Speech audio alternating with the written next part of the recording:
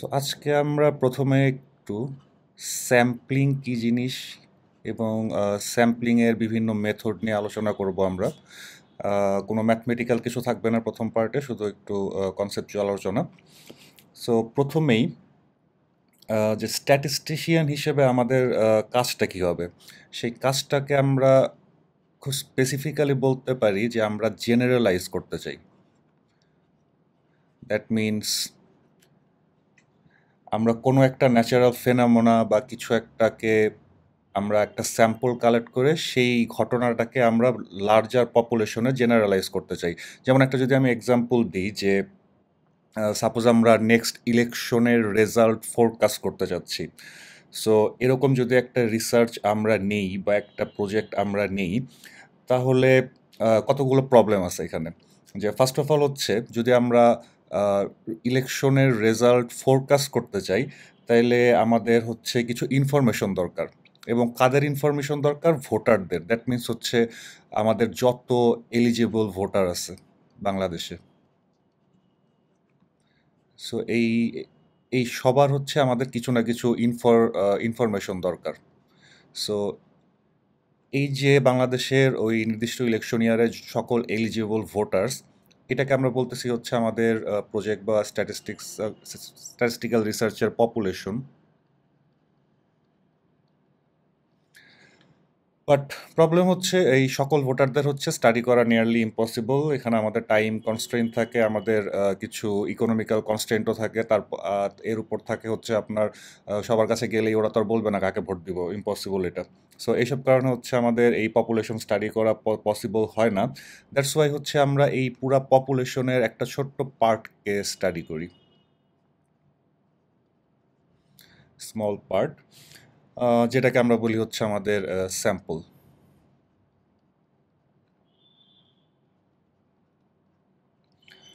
So এবং আমাদের task হচ্ছে, এই যে আমরা স্যাম্পলটা কালেক্ট করলাম,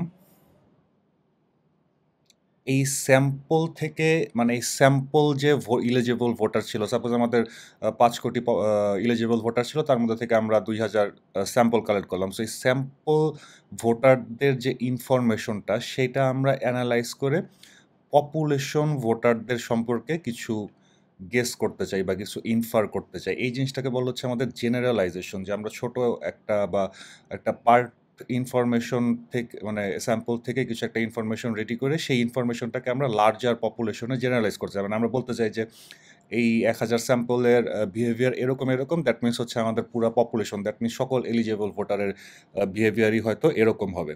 সো এই পার্টটাকে বলা হচ্ছে জেনারেলাইজেশন, এবং এইটাই হচ্ছে আমাদের স্ট্যাটিস্টিকের মেইন কাজ বা মেইন আমাদের টার্গেট, যে আমরা ছোট একটা স্যাম্পল সাইজ থেকে আমরা বড় একটা পপুলেশনের বিহেভিয়ার জেনারেলাইজ করতে চাই, বা এটাকে আমরা ইনফারেন্সও বলতে পারি, ইনফার করতে চাই। সো এটা হচ্ছে আমাদের স্ট্যাটিস্টিক্সের মেইন থিম বলতে পারেন, স্যাম্পল থেকে আমাদের পপুলেশন সম্পর্কে কোনো কিছু একটা ইনফার করা। এখন প্রবলেম যেটা হচ্ছে যে আমরা স্যাম্পলের কি মেজার করব, বা আমরা তো স্যাম্পল কালেক্ট করছি সাপোজ, বাট এখানে আমরা কি হিসাব নিকাশ করব বা কি ইনফরমেশনটা আমরা কালেক্ট করব। এখন যদি আমরা এই সিনারিওটার কথা চিন্তা করি, যে এলিজিবল ভোটার্স, যেটাতে আমরা ইলেকশন ফোরকাস্ট করতে যাচ্ছি, তো এখানে আসলে অ্যাকচুয়ালি অনেক ধরনের কি বলবো ইনফরমেশন কালেক্ট করা যেতে পারে। ফর এক্সাম্পল, ভোটের রেজাল্টের সাথে কি কি সম্পর্ক থাকতে পারে, কোন কোন ফ্যাক্টরের সম্পর্ক থাকতে পারে, যেটা হচ্ছে এই ভোটারদের সাথে সম্পর্কিত। সো আমি জাস্ট একটা হাইপোথিসিস নিলাম যে ধরেন এরকম একটা, যে বর্তমান যত এলিজিবল ভোটার আছে তাদের হচ্ছে অ্যাভারেজ এজ কত। কারণ এটা একটা ইম্পর্টেন্ট ফ্যাক্টর হতে পারে, যে ইয়াং ভোটার হয়তো কোনো একটা ক্যান্ডিডেটকে ভোট দিবে, ওল্ড ভোটাররা কোনো একটা ক্যান্ডিডেটকে ভোট দিবে। আরেকটা হতে পারে যে যত এলিজিবল ভোটার আছে এর মধ্যে percentage of male and female, কারণ জেন্ডারও একটা ডিসক্রিমিনেটরি ফ্যাক্টর হয়ে যায় অনেক সময়। মেবি জাস্ট ধরে নিলাম মেলস অ্যান্ড ফিমেলস, এটা একটা ডিসক্রিমিনেটরি ফ্যাক্টর হতে পারে। সো দ্যাট মিনস হচ্ছে যখন আমরা ফোরকাস্ট করবো আমাদের স্যাম্পল সম্পর্কে, এই ইনফরমেশনগুলো আমাদের কালেক্ট করতে হবে, যে এই স্যাম্পলের অ্যাভারেজ এজ কত, এবং এই স্যাম্পলের হচ্ছে আপনার মেল ফিমেলের পার্সেন্টেজ বা রেশিও কত। সো এই যে আমরা কিছু নিউমেরিক ভ্যালু আমরা কালেক্ট করতেছি, কিছু নিউমেরিক ভ্যালু বা কিছু নিউমেরিক ফ্যাক্ট বলতে পারেন। স্যাম্পল সম্পর্কে কিছু আমরা নিউমেরিক ফ্যাক্ট কালেক্ট করতেছি। সো এইগুলাকে বলে হচ্ছে অ্যাকচুয়ালি আমরা এগুলোকে বলতে পারি হচ্ছে প্যারামিটার। এগুলো হচ্ছে আমাদের যে পপুলেশন, এই পপুলেশনের প্যারামিটার ধরেন যে আমরা অ্যাকচুয়ালি বের করতে যাচ্ছি যে এই পপুলেশনের অ্যাভারেজ এজ কত percent male and female.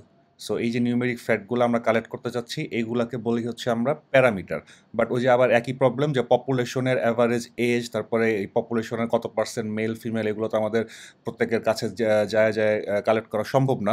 That's why হচ্ছে আমরা স্যাম্পল কালেক্ট করতেছি এবং ওই স্যাম্পলের হচ্ছে অ্যাভারেজ এজ আর percentage of male female collect করতেছি। Average age and percentage of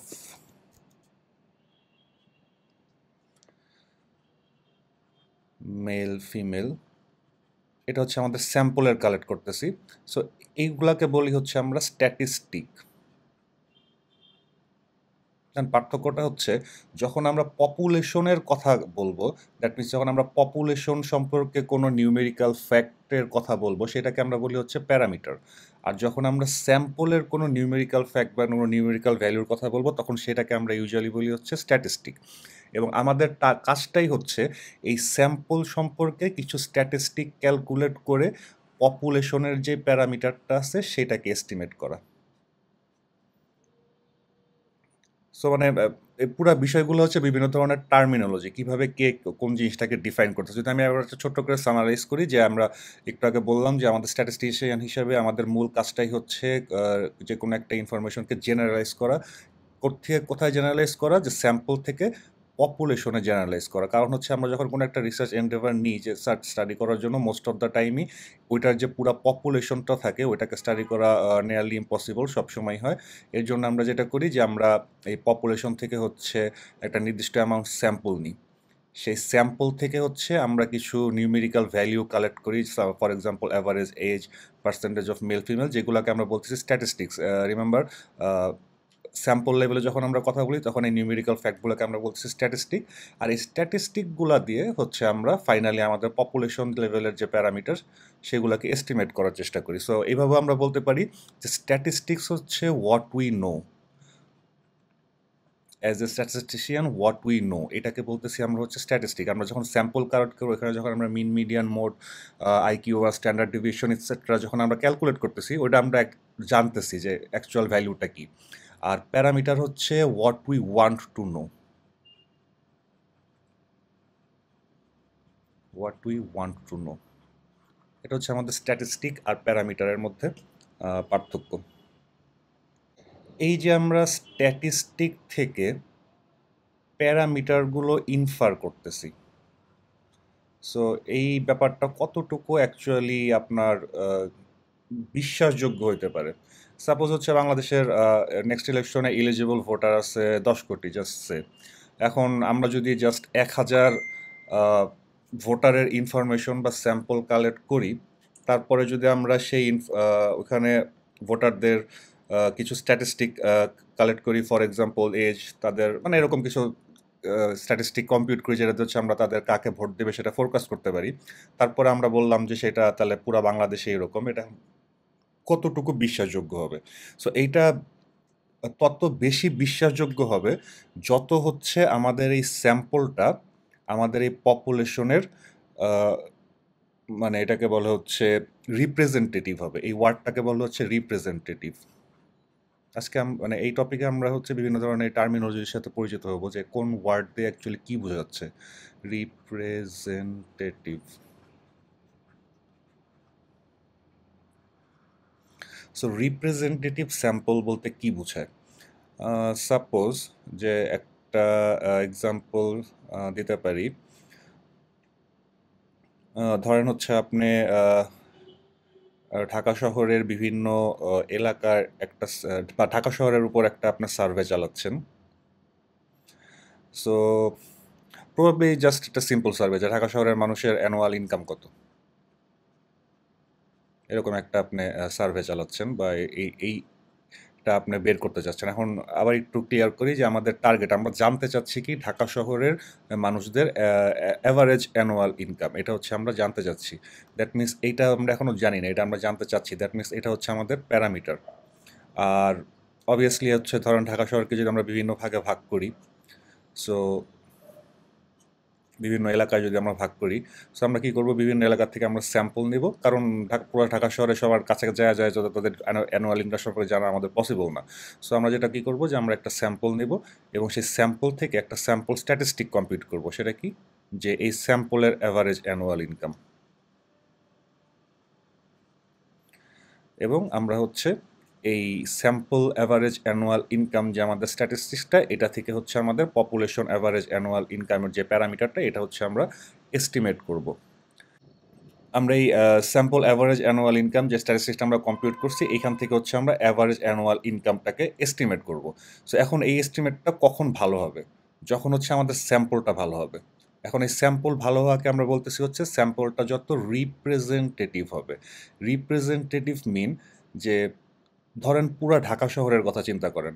ধরেন ঢাকা শহরের এই এলাকাটা হয়তো তাদের ইনকাম কম, এই এলাকাটা হয়তো আপনার ইনকাম মিডিয়াম, এই এলাকাটাও আপনার ইনকাম মিডিয়াম, এটাতে কম, আবার ধরেন এটাতে অনেক ইনকাম ওদের। সো এটাতে ধরেন অনেক কম, এটাতে ধরে অনেক কম, এটাতে মিডিয়াম, এটাতে ধরেন অনেক কম। সো মানে একটা ভ্যারিয়েন্স আছে বিভিন্ন এলাকায় মানুষের বিভিন্ন ধরনের ইনকাম লেভেল, এই সব কিছু নিয়ে হচ্ছে হয়তো আমাদের টোটাল হচ্ছে একটা অ্যাভারেজ ইনকাম হবে। সো আমরা স্যাম্পলটা কালেক্ট করব, ধরেন যখন আমরা আমাদের স্যাম্পলটা যদি এইরকম হয়, সেম ঢাকা শহরের কথাই যদি চিন্তা করেন, আহ,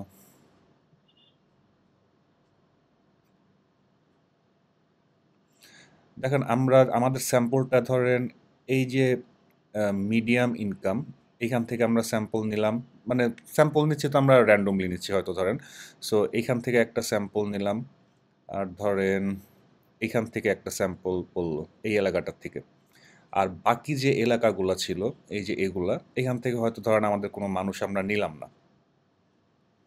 সো দেখেন জাস্ট কম্পেয়ার করেন ভিজুয়ালি যে এটা হচ্ছে আমাদের অরিজিনাল পপুলেশনের চিত্র আর এটা হচ্ছে আমাদের স্যাম্পলের চিত্র। এখন আমাদের এই স্যাম্পলটা কিন্তু আমাদের অ্যাভারেজ অ্যান্ড মানে অ্যাকচুয়াল যে পপুলেশন এইটা রিপ্রেজেন্টেটিভ না। কারণ দেখেন আমাদের এখানে কি, যে ইকুয়াল প্রপোর্শন মিডিয়াম, লো আর হাই ইনকাম মানুষ আছে, একটা দুইটা তিনটা, মানে প্রত্যেকটা গ্রুপ থেকে আমরা একটা একটা করে নিচ্ছি। বাট ওভারঅল যদি চিন্তা করেন, দেখেন আমাদের লো ইনকাম কিন্তু বেশি, এক দুই তিন চারটা লো ইনকাম, মানে এর কম্পেয়ার করি পাঁচটা লো ইনকাম, এর কম্পেয়ার করি যদি আপনার মাত্র একটা হাই ইনকাম আর দুইটা তিনটা হয়তো ইনকাম, মানে এখানকার কম্পোজিশনটা দেখেন আর আমাদের স্যাম্পলের কম্পোজিশনটা দেখেন। সো এইটার স্যাম্পল থেকে যদি আমরা অ্যাভারেজ অ্যানুয়াল ইনকাম প্রেডিক্ট করি, এস্টিমেট করি, অবভিয়াসলি হচ্ছে এটা একটু বেশি হবে, কারণ আমরা এখানে most of the low income পপুলেশনকে বাদ দিয়ে দিছি। সো এটা একটু স্যাম্পলটা একটু বেশি হবে। ইন কন্ট্রাস্ট আমরা যদি এরকম একটা স্যাম্পল নিতে পারতাম, যে ধরেন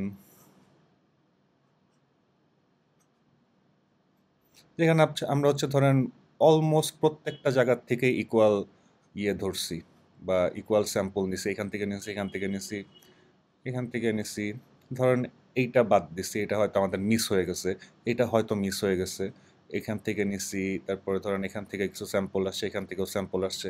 কম্পারেটিভলি কিন্তু এইটা একটু বেশি রিপ্রেজেন্টেটিভ, আর এটা একদমই রিপ্রেজেন্টেটিভ না। সো এটাতে যখন আমরা এস্টিমেট করব, আমাদের অ্যাকচুয়াল অ্যানুয়াল ইনকামটা একটা ভালো এস্টিমেট হবে, আর এটাতে যখন করব তখন আরও বাজে এস্টিমেট হবে। সো যেটা বুঝাতে চাচ্ছি যে স্যাম্পলটাকে অবশ্যই আমাদের যে অ্যাকচুয়াল পপুলেশনের যে অবস্থা সেটার রিপ্রেজেন্টেটিভ হতে হবে। সো এই রিপ্রেজেন্টেটিভ স্যাম্পল দিয়ে হচ্ছে আমাদের এই জিনিসটা বোঝায়। সো একটু পরে আমরা হচ্ছে এই রিপ্রেজেন্টেটিভ স্যাম্পল করার বিভিন্ন উপায় নিয়েও আলোচনা করব নেক্সট টপিকগুলোতে যায়। সো নেক্সট আমরা একটা হিস্ট্রিক্যাল এক্সাম্পলে যাই। যেমন 1936-এ, এটা একটা খুবই কমন এক্সাম্পল। 1936-এর যে আমাদের না, সরি, ইউএসএ একটা ইলেকশন হয়েছিল। সো ইউএসের একটা হিস্ট্রি আছে, ওরা প্রত্যেকটা ইলেকশনের আগে প্রচুর সার্ভে করে, প্রচুরভাবে মানে অনেকভাবে ফোরকাস্ট করার চেষ্টা করে। সো ওইখানে প্রবাবলি ছিলেন প্রেসিডেন্ট ক্যান্ডিডেট ছিলেন তখন রুজভেল্ট। সো লিটারেরি ডাইজেস্ট এক নামে একটা খুবই ফেমাস একটা ম্যাগাজিন, এখনো আছে প্রবাবলি। সো এই ম্যাগাজিন থেকে হচ্ছে একটা সার্ভে করা হয়েছিল। সেই সার্ভেতে বলছিল যে রুজভেল্ট হচ্ছে 43% ভোট পাবে। বাট অ্যাকচুয়াল রেজাল্টে দেখা গেল, মানে ওরা ওরা প্রেডিক্ট করছে যে রুজভেল্ট হয়তো জিতবে না। বাট অ্যাকচুয়াল রেজাল্টে দেখা গেল যে রুজভেল্ট পাইলো অ্যাকচুয়ালি 62% ভোট। সো ওদের সার্ভেটা খুবই পোরলি ফেল করছে একদম। এখন এর প্রবলেমটা কি ছিল? সো পরে মানে এই প্রবলেমটা যখন ইয়ে করতে গেল, ডিমিস্টিফাই করতে গেল, তখন তারা দেখলো যে এই স্যাম্পলটা কালেক্ট করার প্রসিজার ছিল হচ্ছে ওই লিটারেরি ডাইজেস্ট হচ্ছে আপনার, তখন তো ইউএসএতে ল্যান্ডফোন ছিল। সো ল্যান্ডফোনের আবার তখন আপনারা দেখছেন কিনা জানি না, আমাদের সময় হচ্ছে একটা ফোনের ডিরেক্টরি থাকতো সবার বাসায়, সবার ফোন নাম্বার লেখা থাকতো ওই ওই ডায়েরির মধ্যে। সো ওরাও সেটা করছিল যে বিভিন্ন মানে সকল হাউস হোল্ড যারা আছে তাদের হচ্ছে ফোন নাম্বারের লিস্ট ক্যালকুলেট বের করছিল ওরা। বের করে প্রত্যেক ফোন নাম্বারে হচ্ছে আপনার ইয়ে দিছিল, ফোন করছিল ওরা। ফোন করে হচ্ছে এই স্যাম্পলগুলা কালেক্ট করছে। সো এইখানেই ছিল হচ্ছে আমাদের মেইন প্রবলেমটা, যে সেটা হচ্ছে যখন হচ্ছে ওরা ফোন করছে, ধরেন এখানে হচ্ছে আমাদের ফোন করছিল বা প্রবাবলি ওরা হচ্ছে মেইল করছিল। মেইল মিনস হচ্ছে পোস্টাল মেইল, যেটা ওইটা করছিল প্রবাবলি, যে কোনো আমার খেয়াল নেই, but what ever. But probably ফোনই করছিল। সো এর ফলে যেটা হয়েছে যে একটা বিশাল প্রপোর্শন, মানে একটা লার্জ পার্ট অফ গ্রুপ হচ্ছে এই সার্ভে থেকে বাদ পড়ে গেছে। কেন? কারণ তখন সবার মানে এমন তো না যে সবার বাসায় ফোন আছে। যারা শুধু ধনী মোটামুটি শিক্ষিত তাদের বাসায় হচ্ছে ফোন ছিল, বাট যারা হচ্ছে একটু গরিব বা অত ইকোনমিক অবস্থা ভালো ছিল না তাদের কাছে ফোনও ছিল না। সো এই ক্ষেত্রে হচ্ছে তাদের এই সার্ভেটা কিন্তু এই জায়গাটাই মূলত ফেল করছে। সো হইতে পারে যাদের বাসায় ফোন ছিল, যারা হচ্ছে ধনী, তারা হচ্ছে রুজভেল্টের অপোজিট পার্টির পক্ষে ছিল। বাট ওয়ার্কিং ক্লাস হয়তো আপনার রুজভেল্টের পক্ষে ছিল। প্রবাবলি রুজভেল্ট মানে এরকম কিছু ইকোনমিক রিফর্মও করেছিল, আমার মনে নেই। যাই হোক, হোয়াট এভার। বা এই প্রবলেমটা ছিল এটা, যে এই জিনিসটাকে বলা হচ্ছে সিলেকশন বায়াস স্ট্যাটিস্টিক্যাল টার্মে। এই টার্মটাকে আমরা বলি হচ্ছে সিলেকশন বায়াস, কারণ আমরা হচ্ছে স্যাম্পল সিলেকশনের সময় ভুলটা করে ফেলছি। আমরা একটা বিশাল মানে গ্রুপকে বাদ দিছি, অনেকটা আমাদের এই এক্সাম্পলের মতো, যেখানে আমরা যে মাল্টিপল লোয়ার ইনকাম যে ইয়েগুলো ছিল, যেটাকে আমরা হচ্ছে এই স্যাম্পলে ক্যাপচার করতে পারিনি। সো এইটাকে বলা হচ্ছে আমাদের সিলেকশন বায়াস, যখন হচ্ছে আমরা মানে একটা পপুলেশনের বিভিন্ন পার্টকে বাদ দিয়ে ফেলি স্যাম্পল কালেক্ট করার সময়। এখন সিলেকশন বায়াস যদি আপনি প্রিভেন্ট করতে চান, এর জন্য আসলে তেমন কোনো উপায় নাই। আপনি একটা বলতে পারেন যে আপনি অনেক বেশি স্যাম্পল নেবেন, বাট এটাও কিন্তু আপনার কাজ করবে না। কারণ আপনার স্যাম্পল বেশি নিচ্ছেন, ধরেন এখানে যে আমাদের প্রবলেমটা হয়েছিল যে সিলেকশন ব্যাস হয়ে গেছিল একটা, যে অনেক মিডল ইনকাম এরিয়া আমরা বাদ দিছি। কারণ আপনি স্যাম্পল সংখ্যা বাড়াইতে পারেন, বাট যদি বারবার যদি স্যাম্পল সংখ্যা বাড়ায়, যদি বারবার যদি আপনি এই এলাকাগুলোর থেকেই স্যাম্পল নেন, কারণ হচ্ছে ধরেন আপনি যাকে স্যাম্পল কালেক্ট করার জন্য রেডি করছেন সে হচ্ছে এই এলাকাগুলোর মধ্যে তাদের বাসা। সো তাদেরকে আপনি বলে দিচ্ছেন যে আপনি আশেপাশের এলাকাও যাইতে, বাট ওরা আলসামি করে যায় নাই। সো আপনি ওদেরকে বললেন যে তাহলে তোমরা অনেক বেশি স্যাম্পল কালেক্ট করো, বাট ওরা তো আলসামি করে ঘুরে ফিরে এই এলাকাগুলোর মধ্যে থেকেই স্যাম্পল কালেক্ট করবে, বাকিগুলো তো ওরা করতেছে না। স্যাম্পল সংখ্যা বাড়াইলেই হচ্ছে দ্যাট মিনস আপনার এই সিলেকশন বায়াসটা হচ্ছে মিটিগেট হচ্ছে না। সো এই জিনিসটা একটু মাথায় রাখতে হবে। সো মানে এটা ডিপেন্ড করে হচ্ছে আপনার অ্যাকচুয়ালি একটা সুন্দর একটা রিসার্চ ডিজাইন করার উপর, যেটা নিয়ে আমরা এর পর আলোচনা করবো। বাট জাস্ট মাথায় রাখার জন্য যে স্যাম্পলের শুরুতেই যদি আমরা সিলেকশন বায়াস করে ফেলি, তাহলে হচ্ছে এই প্রবলেমটা হতে পারে। সো এইটা আরেকটা টার্ম গেল, সিলেকশন বায়াস। নেক্সট যেটা হচ্ছে আরেকটা প্রবলেম, মানে এই এই ইলেকশনের যে রিসার্চটা ছিল লিটারেরি ডাইজেস্টের, এখানে আরেকটা প্রবলেম যেটা ওরা বের করছিল পরে, যে সেটা হচ্ছে নন রেসপন্স বায়াস, এই টার্মটাকে বলে non response bias. So non response বায়াসটা কি? যেমনটা হচ্ছে আপনার দেখতে পাচ্ছেন non response, that means phone দিছে রেসপন্স করে নাই, অথবা আপনার পোস্ট করছে আপনার রিপ্লাই দেয় নাই, অথবা ইমেল করছে রিপ্লাই দেয় নাই। বর্তমান যুগে যেটা হয়, আপনি লিঙ্ক শেয়ার করতেছেন, ফর্ম পূরণ করতেছে না। সো এইটাকে বলা হচ্ছে নন রেসপন্স বায়াস। এখন নন রেসপন্স বায়াসের আসলে প্রবলেমটা কিভাবে হতে পারে? যে এইবার যেটা হয়েছিল মানে এই ইলেকশনের সার্ভেতে যেটা হয়েছিল, এখানে নাকি হচ্ছে আপনার অ্যাকচুয়ালি রেসপন্স ছিল মাত্র 20% কোনো একটা এলাকায়। মানে দ্যাট মিনস অনলি 20% মানুষ হচ্ছে রেসপন্স করছে। সেই রেসপন্সে দেখা গেছে যে আপনার রুজভেল্ট ভোট কম পাচ্ছে। বাট যে বাকি 80% ছিল, ওদেরটা কি? সো এমনও তো হতে পারে যে বাকি 80% অ্যাকচুয়ালি আপনার রুজভেল্টের পক্ষে ছিল, বাট কোনো কারণে হয়তো সোশ্যাল স্টিগমার কারণে বা ভয়ে বা এরকম কিছু হতেই পারে, জানি না। সো হয়তো এইসব কারণে তারা হচ্ছে আপনার এই ফর্মে অংশগ্রহণ করেনি। যেমন এখন যদি আপনি একটা সার্ভে করেন এবং সার্ভেতে কোনো একটা স্পেসিফিক রাজনৈতিক দলের কথা বলেন, তাহলে অবশ্যই তারা কমফোর্টেবল ফিল করবে না রিপ্লাই দেওয়ার জন্য। সো মেবি তারা রিপ্লাই দেয় নাই। কিন্তু এর ফলে যেটা হয়েছে যে আমাদের রেজাল্ট হচ্ছে সার্ভেতে যে রুজভেল্ট পাচ্ছে 43%, বাট অ্যাকচুয়াল ওই ইলেকশনের দিন কিন্তু দেখা গেল ও পেয়ে গেছে 62%। দ্যাট মিনস হচ্ছে এই যে নন রেসপন্সিভ ছিলেন যারা, এইটা কিন্তু একটা বায়াস, মানে ওদের ইনফরমেশনটা কিন্তু এখানে আমরা আনতে পারিনি। সো এইটা একটা প্রবলেম, কারণ ভবিষ্যতে যখন আপনারা থিসিস টিসিস করবেন বা সার্ভে করবেন, তখন হচ্ছে এই বিষয়গুলো একটু মাথায় রাখতে হবে যে সার্ভে শুরু করার শুরুতেই এবং পরেই হচ্ছে আমাদের সিলেকশন বায়াস আর হচ্ছে নন রেসপন্স বায়াসটা মেজার করে রাখতে হয়, যেটা হচ্ছে আমরা যাতে আমরা পরে এগুলো এক্সপ্লেইন করতে পারি। সিলেকশন বায়াস আর এই নন রেসপন্স বায়াস, এই দুইটা খুবই সিরিয়াস প্রবলেম।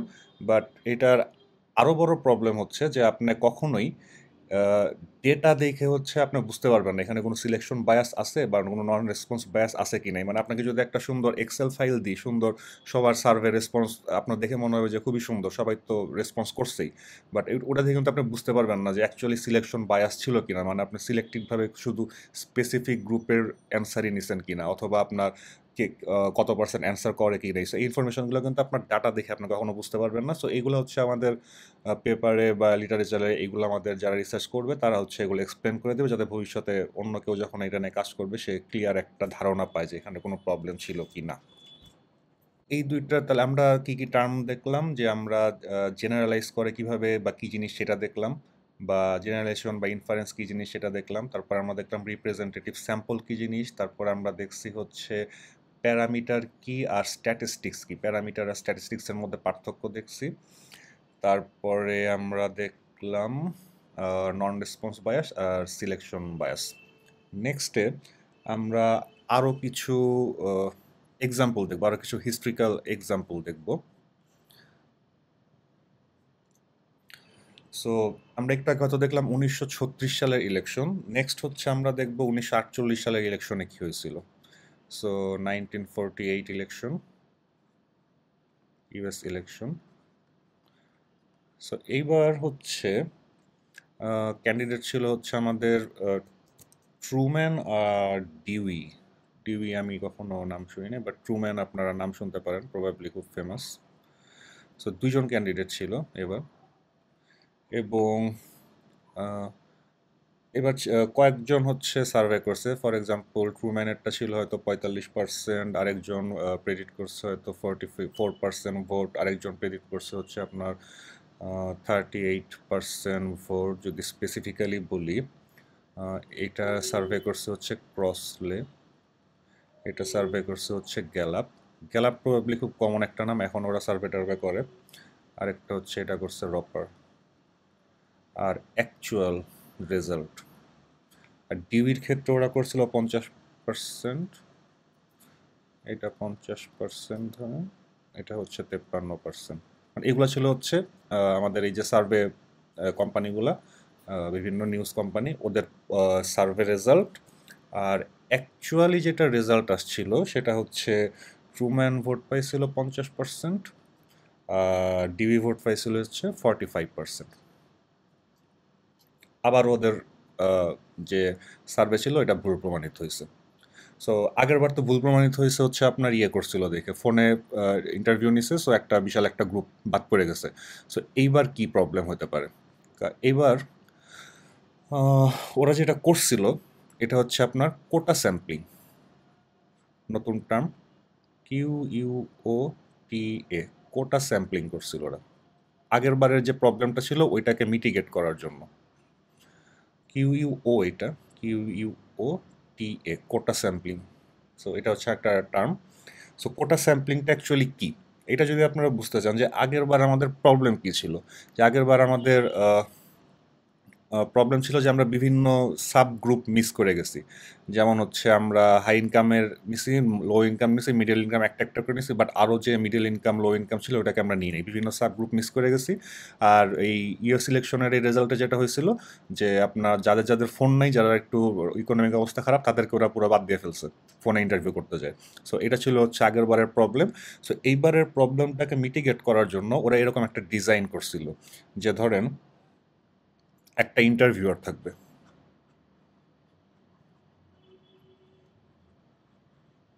একটা না অ্যাকচুয়ালি মাল্টিপল ইন্টারভিউয়ার থাকবে, বা ধরেন ইচ ইন্টারভিউয়ার, যতগুলো ইন্টারভিউয়ার থাকবে প্রত্যেকটা ইন্টারভিউয়ারকে কিছু কোটা দিয়ে দিছে ওরা। কোটাগুলো কেমন হতে পারে, যে ধরেন প্রত্যেক ইন্টারভিউয়ার হচ্ছে ধরেন 13টা করে ইন্টারভিউ করবে, 30 ইন্টারভিউস, 13টা করে ইন্টারভিউ করবে, যার মধ্যে কোটাগুলো হচ্ছে এরকম যে এর মধ্যে ধরেন 6 জন হইতে হবে সাবার্বস মিনস হচ্ছে আপনার একটু টাউনের বাইরে যে এলাকাগুলো আছে ওইগুলা, আর ধরেন 7 জন হইতে হবে একদম সিটি সেন্টার থেকে, সিটি। তারপরে আবার ধরেন এই যে 13 জন নিল, এই 13 জনের মধ্যে আবার 7 জন হইতে হবে মেন, আর ধরেন 6 জন হইতে হবে উইমেন। মানে এরকম করে কোটা ফিক্স করে দিচ্ছে সবার জন্য। আবার ধরেন এই 7 জন যে আপনার মেন, এর মধ্যে হচ্ছে ধরেন 3 জন হচ্ছে লেস দ্যান 40 ইয়ার্স ওল্ড, কারণ জেনারেশনের সাথে আপনার ভোটের একটা সম্পর্ক থাকে। আর ধরেন 4 জন হচ্ছে more than 40 years old.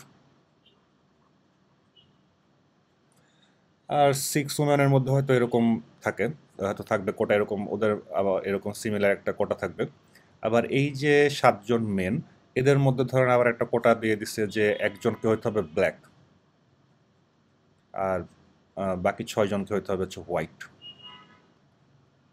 So মানে লাইক দিস, ওরা হচ্ছে প্রত্যেক ইন্টারভিউয়ারকে হচ্ছে এরকম করে মাল্টিপল কোটা দিয়ে দিত, যে ওরা এই কোটার আন্ডারে থেকে যে এই ক্রাইটেরিয়া ফিল আপ করে ওরা হচ্ছে যদি স্যাম্পল কালেক্ট করবে, যাতে হচ্ছে কোনো রিপ্রেজেন্টেটিভ যে গ্রুপগুলো আছে এই গ্রুপগুলো হচ্ছে বাদ না পড়ে, আগেরবার যে প্রবলেমটা হয়েছিল। সো এবং এর জন্য ওরা এক্সপেক্ট করছিল যে এইবার যারা ভোটার তাদের মধ্যে মোটামুটি সব গ্রুপই যাতে সব গ্রুপের ইনফরমেশন যাতে কালেক্ট করা যায়। সো কোটা স্যাম্পলিংয়ে অ্যাকচুয়ালি যেটা হচ্ছে, যদি আমরা ইংলিশে বা বাংলায় বলি, যে আমরা আমাদের এই কোটা স্যাম্পলিংয়ের যে স্যাম্পলগুলা, এই স্যাম্পলস আর অ্যাকচুয়ালি হ্যান্ড পিকড। মানে যিনি ইন্টারভিউয়ার আছে তিনি হচ্ছে জাস্ট এই কোটাগুলা মেনটেন করে এই স্যাম্পলগুলাকে সিলেক্ট করতেছে, যাতে হচ্ছে এই স্যাম্পলগুলা পপুলেশনের মতো দেখতে হয়, to make samples resemble population, মানে ওই যে রিপ্রেজেন্টেটিভ করার জন্য, যে একদম বিভিন্ন কোটা মেনটেন করে। আগেরবার যে আমরা র্যান্ডমলি নিছে গ্রুপগুলা বিভিন্ন জায়গার মানুষ বাদ পড়ে গেছে, এবার হচ্ছে মানে ফোর্সফুলি এনশিওর করতেছে যাতে প্রত্যেক পার্ট থেকে বা প্রত্যেক ডেমোগ্রাফিক্স থেকে আমাদের ইকুয়াল সংখ্যক বা একটা নির্দিষ্ট সংখ্যক হচ্ছে যাতে আমাদের স্যাম্পল থাকে। বাট এত কিছু করার পরেও মানে এই এই সার্ভেটা, এই 1948 ইলেকশনের যে সার্ভেটা, ওরা হচ্ছে এই কোটা স্যাম্পলিং করছিল আগের বারের থেকে শিক্ষা নিয়ে। বাট এত কিছু কাহিনী করার পরেও কিন্তু দেখেন ওদের সার্ভেটা আবার ভুল করছে। সো এই ভুলটার কারণ কি হতে পারে? সো কিছু প্রবলেম আছে যেটা হচ্ছে আমাদের খালি চোখে আপাতত দেখা যাচ্ছে না, বাট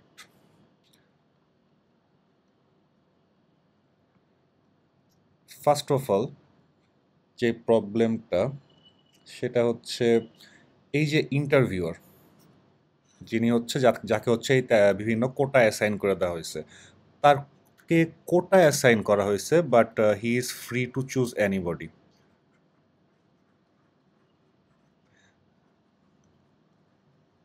মানে দ্যাট মিনস আপনি যদি কোটা মেইনটেইনও করেন, ফর এক্সাম্পল ৬ জনকে আপনার সাবার্ব থেকে নিতে বলছে, ঠিক আছে? আমি সাবার্বে গেলাম। এখন একটা টাউনের বাইরে এলাকা ধরেন, একটা গ্রামই ধরেন, এখানে তো এটলিস্ট ১০,০০০ মানুষ আছে। তারপরে বলছে ৭ জন মেন লাগবে, ঠিক আছে? ১০,০০০ এর মধ্যে আপনার এটলিস্ট ৬,০০০ তো মেন থাকবেই। তারপরে বলছে অ্যাটলিস্ট ৩ জনকে ৪০ ইয়ারের আন্ডারে হইতে হবে। এখন এই ৬,০০০ এর মধ্যে আপনার ধরেন ৪,০০০ তো ৪০ ইয়ারের নিচে থাকতেই পারে। তারপরে ধরেন একজন ব্ল্যাক হইতে হবে। এখন ওই ধরেন ইউএসএ তে আপনার ওই ৪,০০০ ৪০ ইয়ারের নিচে এর মধ্যে অ্যাটলিস্ট ১,০০০ তো ব্ল্যাক হবেই। সো এত কিছু কোটা মেইনটেইন করেই ধরেন হচ্ছে আমাদের অ্যাটলিস্ট ১,০০০ মানে পসিবল উপায় থাকতেছে। এখন এই ইন্টারভিউয়ার কিন্তু ১,০০০ এর মধ্যে থেকে যেকোনো একজনকে তার সুবিধা অনুযায়ী চুজ করতেছে। তো এর ফলে যেটা হইতে পারে যে অ্যাকচুয়ালি এই ইলেকশনে যেটা হয়েছিল যে এত ইন্টারভিউয়ের কাছে এত অপশন যখন ছিল, সে নিজের পছন্দ মতো তার সবচেয়ে বেশি অ্যাক্সেস আছে সেই সব মানুষের কাছ থেকে তো ইন্টারভিউ নিছে। এর ফলে যেটা হয়েছে যে দেখা গেছে যে আপনার ওরা হচ্ছে রিপাবলিকানদের স্যাম্পল বেশি করছে। দ্যাট মিনস এই যে সার্ভেটা করছিল এখানে দেখেন এই এই ডিউই ছিল হচ্ছে আপনার রিপাবলিকান। সো যেহেতু কোটা আছে তারপরেও যেহেতু আপনার ইন্টারভিউয়ের কাছে অনেক অপশন আছে, সো ওরা নিজের পছন্দ মতো নিছে এবং দেখা গেছে যে আপনার ওই সময় রিপাবলিকানদের ইন্টারভিউ নেওয়া খুব ইজি ছিল, ওরা অ্যাক্সেসিবল ছিল in compare to Truman. So that's why ওদের ইয়েই বেশি পাইছে, এর জন্য অবভিয়াসলি যেহেতু ওদের ইন্টারভিউ বেশি নিছে তো ঘুরে ফিরে আপনার রিপাবলিকানদের হচ্ছে আপনার ইয়ে বেশি আসছে, সার্ভে মানে প্রেডিকশন বেশি আসছে। বাট যারা হচ্ছে আপনার ইয়ে ছিল, ডেমোক্র্যাট ছিল, তারা হয়তো একটু ওয়ার্কিং ক্লাস ছিল, তাদেরকে সবসময় পাওয়া যায় নাই। সো দেখেন ঘুরে ফিরে আবার হচ্ছে আমাদের ওই আগের প্রিভিয়াস স্যাম্পলিংয়ের প্রবলেমই পড়তেছে যে এত কাহিনী করেও ওরা হচ্ছে ওই একটা স্পেসিফিক গ্রুপটা বাদ পড়েই যাচ্ছে। তারপর যেটা, এই যে আমরা কোটাগুলা নিছি, মানে এই কোটাগুলা may not be enough, may not be enough or perfect. That means আমরা কোটাগুলা নিচ্ছি হচ্ছে কি করার জন্য, স্যাম্পল কালেক্ট করার জন্য, কি করার জন্য, ইলেকশন ফোরকাস্ট করার জন্য। এর জন্য আমরা ভাগ করতেছি কিভাবে, যারা শহরে থাকে, যারা শহরের বাইরে থাকে, যারা মেন, যারা উমেন, যারা 40 বছরের নিচে, যারা 40 বছরের উপরে, black, white, etcetera.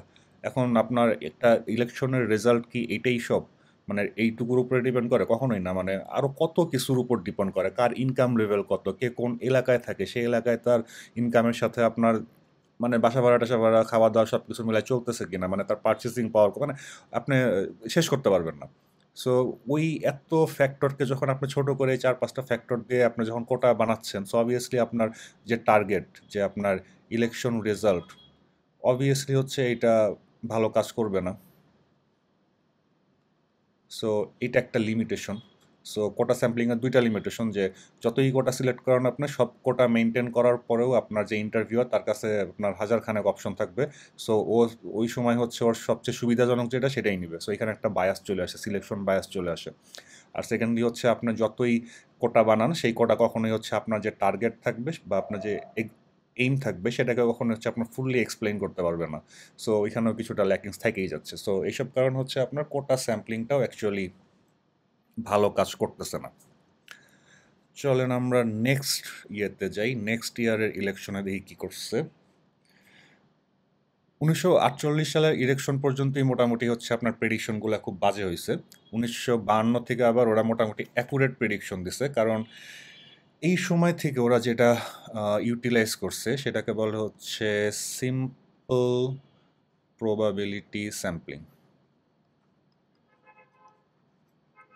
Simple probability sampling that means যদি আগের দুই ইলেকশনেরটা চিন্তা করেন, আপনার প্রথমটা আর পরেরটার হচ্ছে কোটা স্যাম্পলিং, ওইখানে মানে আপনি যদি সামারাইজ করেন দেখেন ঘুরে ফিরে প্রবলেমটা কই আসতেছে, যে মানে মেইন প্রবলেমটা হচ্ছে যিনি ইন্টারভিউয়ার বা সিলেকশন বায়াস হচ্ছে, মানে আমরা যে স্যাম্পলটা সিলেক্ট করতেছি ওইখানে আমরা আমাদের ইচ্ছা মতো সিলেক্ট করতেছি। ঘুরে ফিরে আপনি যতই কোটা স্যাম্পলিং করেন, যাই করতেছেন, ঘুরে ফিরে হচ্ছে আমরা আমাদের ইচ্ছা মতোই চুজ করতেছি। সো এইটা যেহেতু ছিল প্রবলেম, সো নেক্সটে তাই সায়েন্টিস্টরা কী করলো বা সার্ভে যারা করতো তারা কী চিন্তা করলো, যে তাহলে এই ডিসিশনটা মানুষের হাত থেকে উঠাই দিই, যেহেতু মানুষ আসলে সেখানে বায়াস চলে আসতেছে, কারণ মানুষ হয়তো আলসামির কারণে বা পরিচিতর কারণে হচ্ছে যা মানে যেটা সুবিধাজনক তাকেই স্যাম্পল করতেছে। সো তাহলে ওরা চিন্তা করলো যে ঠিক আছে, তাহলে এই স্যাম্পলিং প্রসেস থেকে আমরা মানুষকেই সরাই দিই। সো এইখান থেকে হচ্ছে আমাদের সিম্পল প্রবাবিলিটি স্যাম্পলিংয়ের আইডিয়াটা আসছে। সো এটাকে যদি আমি একটু ভিজুয়ালি এক্সপ্লেন করি আপনাদের যে এটা কীরকম হতে পারে। ফর এক্সাম্পল আমাদের একটা বক্স আছে। আচ্ছা, ধরেন হচ্ছে আমাদের পপুলেশন হচ্ছে 1000 ভোটার। ধরেন আপনি ছোট্ট একটা শহরের একটা ভোটের প্রেডিকশন করতেছেন। এটা হচ্ছে আমার population, total population 1000 voters. So প্রথম 1938 সালের ইলেকশনের সার্ভে অনুযায়ী আমরা কি করতাম? র্যান্ডমলি সবাইকে ফোন দিতাম তাদের অপিনিয়ন জানার জন্য। তারপরের ইলেকশনের অনুযায়ী আমরা কি করতাম? যে আমরা একটা কোটা সিলেক্ট করতাম যে 1000 ভোটারকে আমরা বিভিন্ন ভাগে মেল, ফিমেল, কই থাকে না থাকে, তারপরে এসবের এজ এগুলো দিয়ে ভাগ করে ওখান থেকে আমরা র্যান্ডমলি মানে ওখান থেকে আমরা স্যাম্পল নিতাম আমাদের ইচ্ছা মতো। বাট এখন আমরা যেটা করব যে 1000 ভোটার আছে ভালো কথা। এখন আমরা যেটা করব যে 1000 ভোটারকে ওদের নামটা ধরেন একটা কাগজে লিখলাম।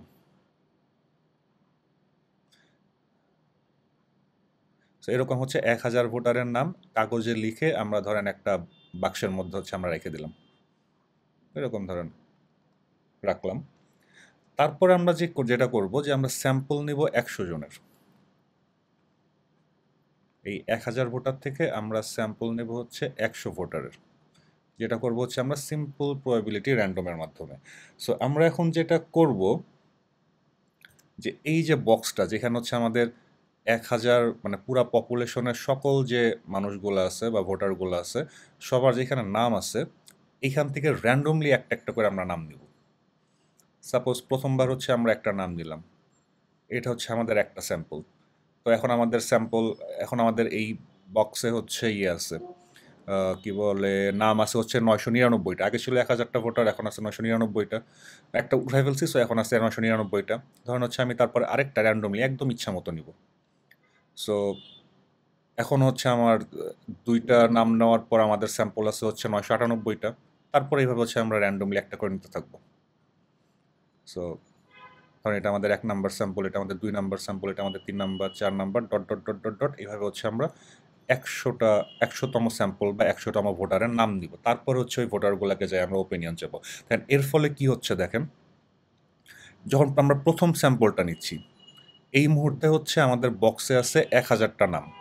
দ্যাট মিনস এখানে প্রত্যেকটা মানে প্রত্যেকটা পার্টিসিপেন্ট বা প্রত্যেকটা ভোটারের সিলেক্টেড হওয়ার চান্স হচ্ছে 1/1000। কারণ প্রবাবিলিটি বের করার নিয়ম যেটা, যে নিচে চাবে হচ্ছে টোটাল পসিবল ওয়ে কতগুলো আছে, টোটাল মানুষ আছে এখানে 1000। এখন যদি আমি ধরেন এই এবি ওর হচ্ছে আমি প্রবাবিলিটি বের করতে চাই, তাহলে ও তো ওর নাম তো একবারই আছে, সো 1/1000 হইলো। সো এই এবি হচ্ছে এখানে চলে আসলো। তারপরে যখন আমরা দ্বিতীয় স্যাম্পলটা নিব, দেখেন এখানে হচ্ছে প্রত্যেকটা পার্টিসিপেন্টেরই সিলেকশন হওয়ার প্রবাবিলিটি 1/999। কারণ হচ্ছে এখন আমাদের টোটাল ভোটারের নাম আছে এখানে 999টা। একইভাবে পরের বার দেখেন আমাদের প্রবাবিলিটি 1/998, তারপরের বার প্রবাবিলিটি 1/997, এবং হয়তো শেষবারেরটা probability 900।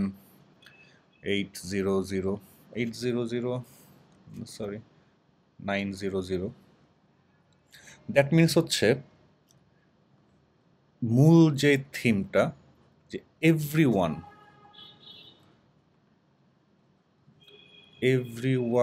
has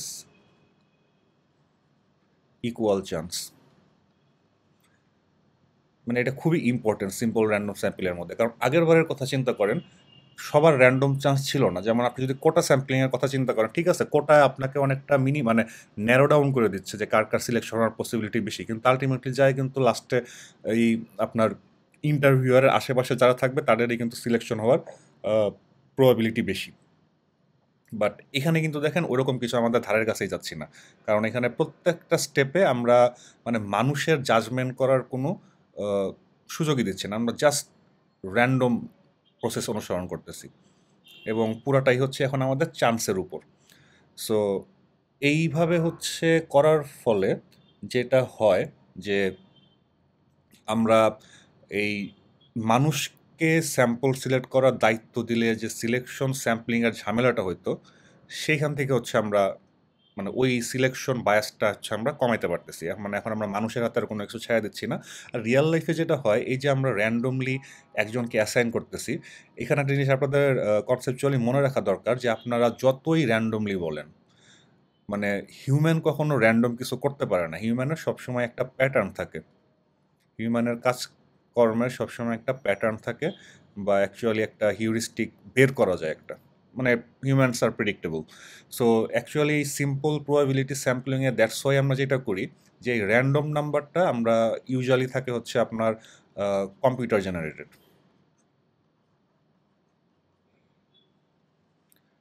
computer generated random number. So আপনারা কম্পিউটারে র্যান্ডম নাম্বার জেনারেট করতে পারেন বিভিন্ন প্রোগ্রামিং ল্যাঙ্গুয়েজ দিয়ে। তারপর আপনার বিভিন্ন ওয়েবসাইটও আছে, random.org, এরকম অনেক ওয়েবসাইট আছে যারা হচ্ছে আপনার ট্রু র্যান্ডম নাম্বার জেনারেট করে দিতে পারে। আপনি বিভিন্ন এই নামগুলো দিবেন, ওরা র্যান্ডমলি একটা কিছু রিটার্ন করবে। তো মানে এটা একদম হাইয়েস্ট লেভেলের সফিস্টিকেশন, যে মানুষের মানে র্যান্ডমলি আমি একটা ইয়ের থেকে সিলেক্ট করতেছি, ওইখানেও যদি মানুষের কোনো প্যাটার্ন থেকে থাকে, সেটাকেও যাতে আমরা বাদ দিতে পারি, এর জন্য হচ্ছে আমরা একদম পুরোটাই কম্পিউটারাইজ করে ফেলতেছি। সো এরকম করে যখন আমরা সিম্পল র্যান্ডম স্যাম্পলিং করব, মানে এই রেজাল্টটা হচ্ছে আমাদের অনেক ভালো হয়। বাট প্রবলেম থাকেই যায়। সেই প্রবলেমটা হচ্ছে, মানে আপনার সাপোজ 1000 ভোটার ছিল, যেখান থেকে আপনি 100টা স্যাম্পল নিছেন। বাট এই রিসার্চটাকে যখন আপনি একটু বড় করবেন, যখন আপনি ন্যাশন ওয়াইড সার্ভে করবেন, যখন আপনি আপনার ন্যাশনাল ইলেকশনের রেজাল্ট বের করতে যাবেন, যেখানে হচ্ছে আপনার প্রবাবলি 20 মিলিয়ন ভোটার আছে।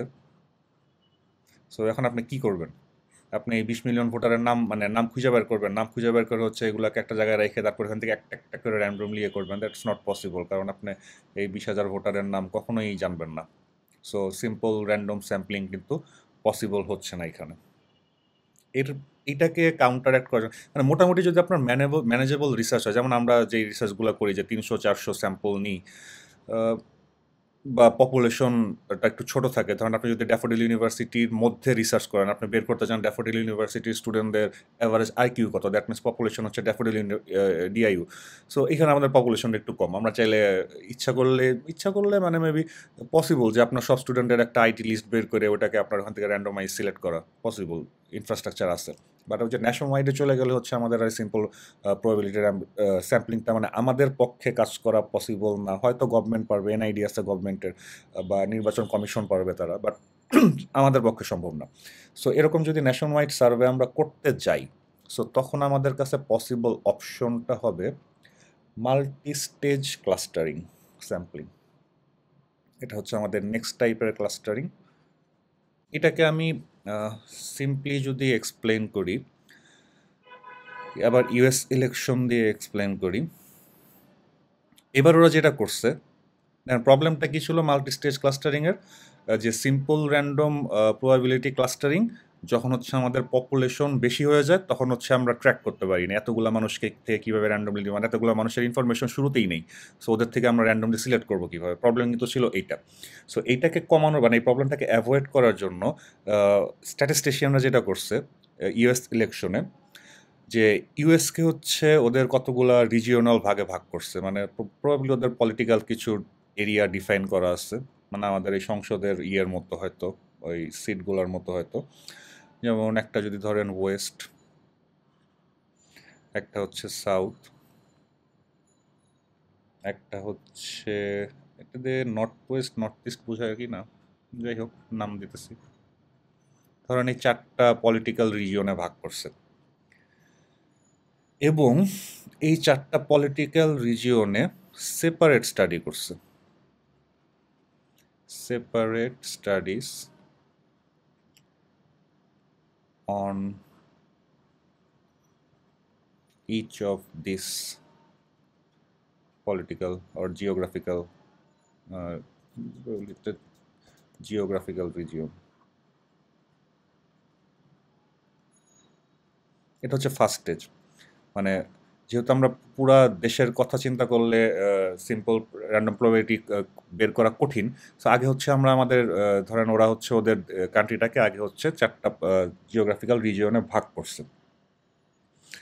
এখন এবং এই প্রত্যেকটা জিওগ্রাফিক্যাল রিজিয়নে সেপারেট স্টাডি চালাইছে। এটা হচ্ছে দেখেন এই মাল্টি স্টেজ যেহেতু নামটা, এর মধ্যে হচ্ছে আমরা এই 4টা জিওগ্রাফিক্যাল রিজিয়নে ভাগ করার মধ্যে আমরা প্রথম একটা স্টেজ গেলাম।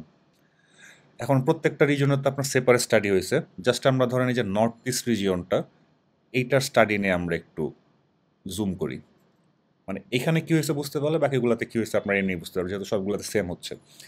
সো প্রথমে যেটা হয় যে এই যে জিওগ্রাফিক্যাল রিজিয়নটা নর্থ ইস্ট, হয়তো এটার ফুল মিনিং, এইখান এই রিজিয়নটাকে ওরা কয়েকটা ভাগে ভাগ করছে। হ্যাঁ, পুরা দেশকে ওরা 4 ভাগে ভাগ করছে, তারপরে এই স্পেসিফিক রিজিয়নটাকে ওরা আবার মাল্টিপল ভাগ করছে। এখন এই ভাগগুলা কিসের উপর করছে? এই ভাগগুলা করছে হচ্ছে আপনার based on similar population centre, based on population centre of similar size. That means হচ্ছে এই এলাকার মধ্যে যেই গ্রুপ মানে জায়গাগুলোতে আপনার সেম সংখ্যক পপুলেশন ছিল, সেগুলোকে ওরা হচ্ছে গ্রুপিং করছে। এটা গেল হচ্ছে ফার্স্ট পার্ট, যে আমরা পুরো দেশকে হচ্ছে 4 ভাগে ভাগ করছি। তারপরে এই একটা ভাগের মধ্যে দেখেন ওই একটা ভাগকে আমরা আবার বিভিন্ন ভাগে ভাগ করছি বেসড অন হচ্ছে সিমিলার পপুলেশন সাইজ। এটা গেল ফার্স্ট ভাগ। তারপর ওরা কি করছে, এই যে ভাগগুলা করছে 1 2 3 4 5 6, একটা রিজিয়নকে জিওগ্রাফিক্যাল রিজিয়নকে ওরা 6টা ভাগে ভাগ করছে। এইখান থেকে ওরা র্যান্ডম স্যাম্পল নিছে।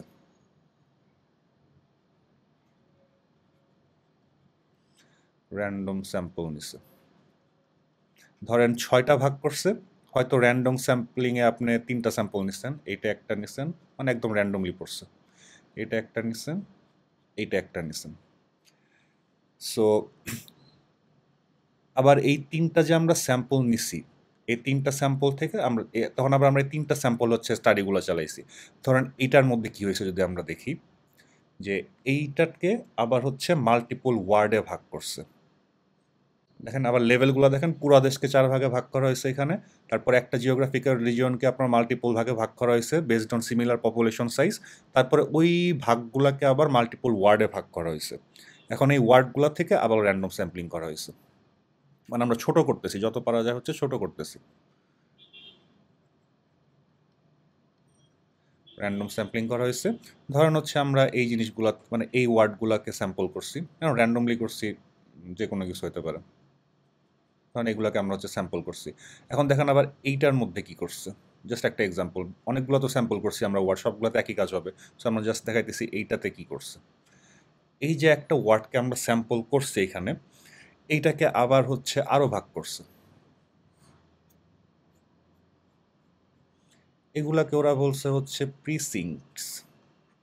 প্রিসিংক্টস মানে ওয়ার্ডকে ভেঙে আরো ছোট করছে এবং আবার এখানে একই কাজ করছে।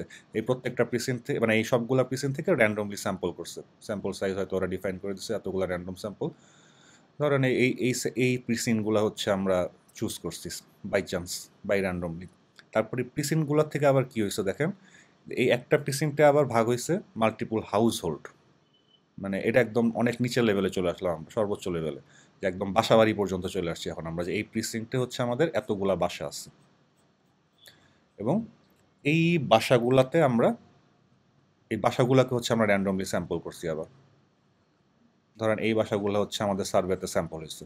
তো দেখি এখন এই বাসাটাকে কি করছি। এখন এই একটা বাসার মধ্যে হচ্ছে আমাদের এটা হচ্ছে হাউস হোল্ড।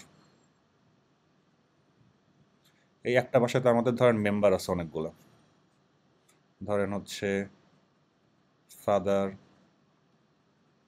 মাদার, ধরেন চাইল্ড, গ্র্যান্ডফাদার, এরকম অনেক, একটা বাসার মধ্যে আবার অনেক মানুষ আছে। সো এখানে আবার একটা হয়তো ক্রাইটেরিয়া সেট করে দিচ্ছে যে আপনার 30-এর উপরে হলে ইয়ে করবা, এর যদি 18-এর উপরে হয়, তারপরে যদি ছেলে হয় বা মেয়ে হয়, এরকম করে বিভিন্ন ক্রাইটেরিয়া সেট করে হয়তো এই হাউস হোল্ড থেকে হয়তো আপনার শুধু ফাদারকে স্যাম্পল করা হলো, আবার হয়তো এই নিচের হাউস হোল্ড থেকে হয়তো মাদারকে স্যাম্পল করা হবে, তারপর আবার এই হাউস হোল্ড হয়তো তো বাই র্যান্ডম গ্র্যান্ড ফাদারকে চয়েস করা হবে, চাইল্ডকে কখনো চয়েস করা হবে না, কারণ যে একটা স্ক্রিনিং দিয়ে দিছে 18 বছরের নিচে হলে বাদ। সো এরকম করে দেখেন আমরা কি করলাম, যে একটা দেশকে 4টা জিওগ্রাফিক্যাল রিজনে ভাগ করছি, তারপর প্রত্যেকটা জিওগ্রাফিক্যাল রিজনকে আমরা মাল্টিপল ভাগে ভাগ করছি based on similar population level.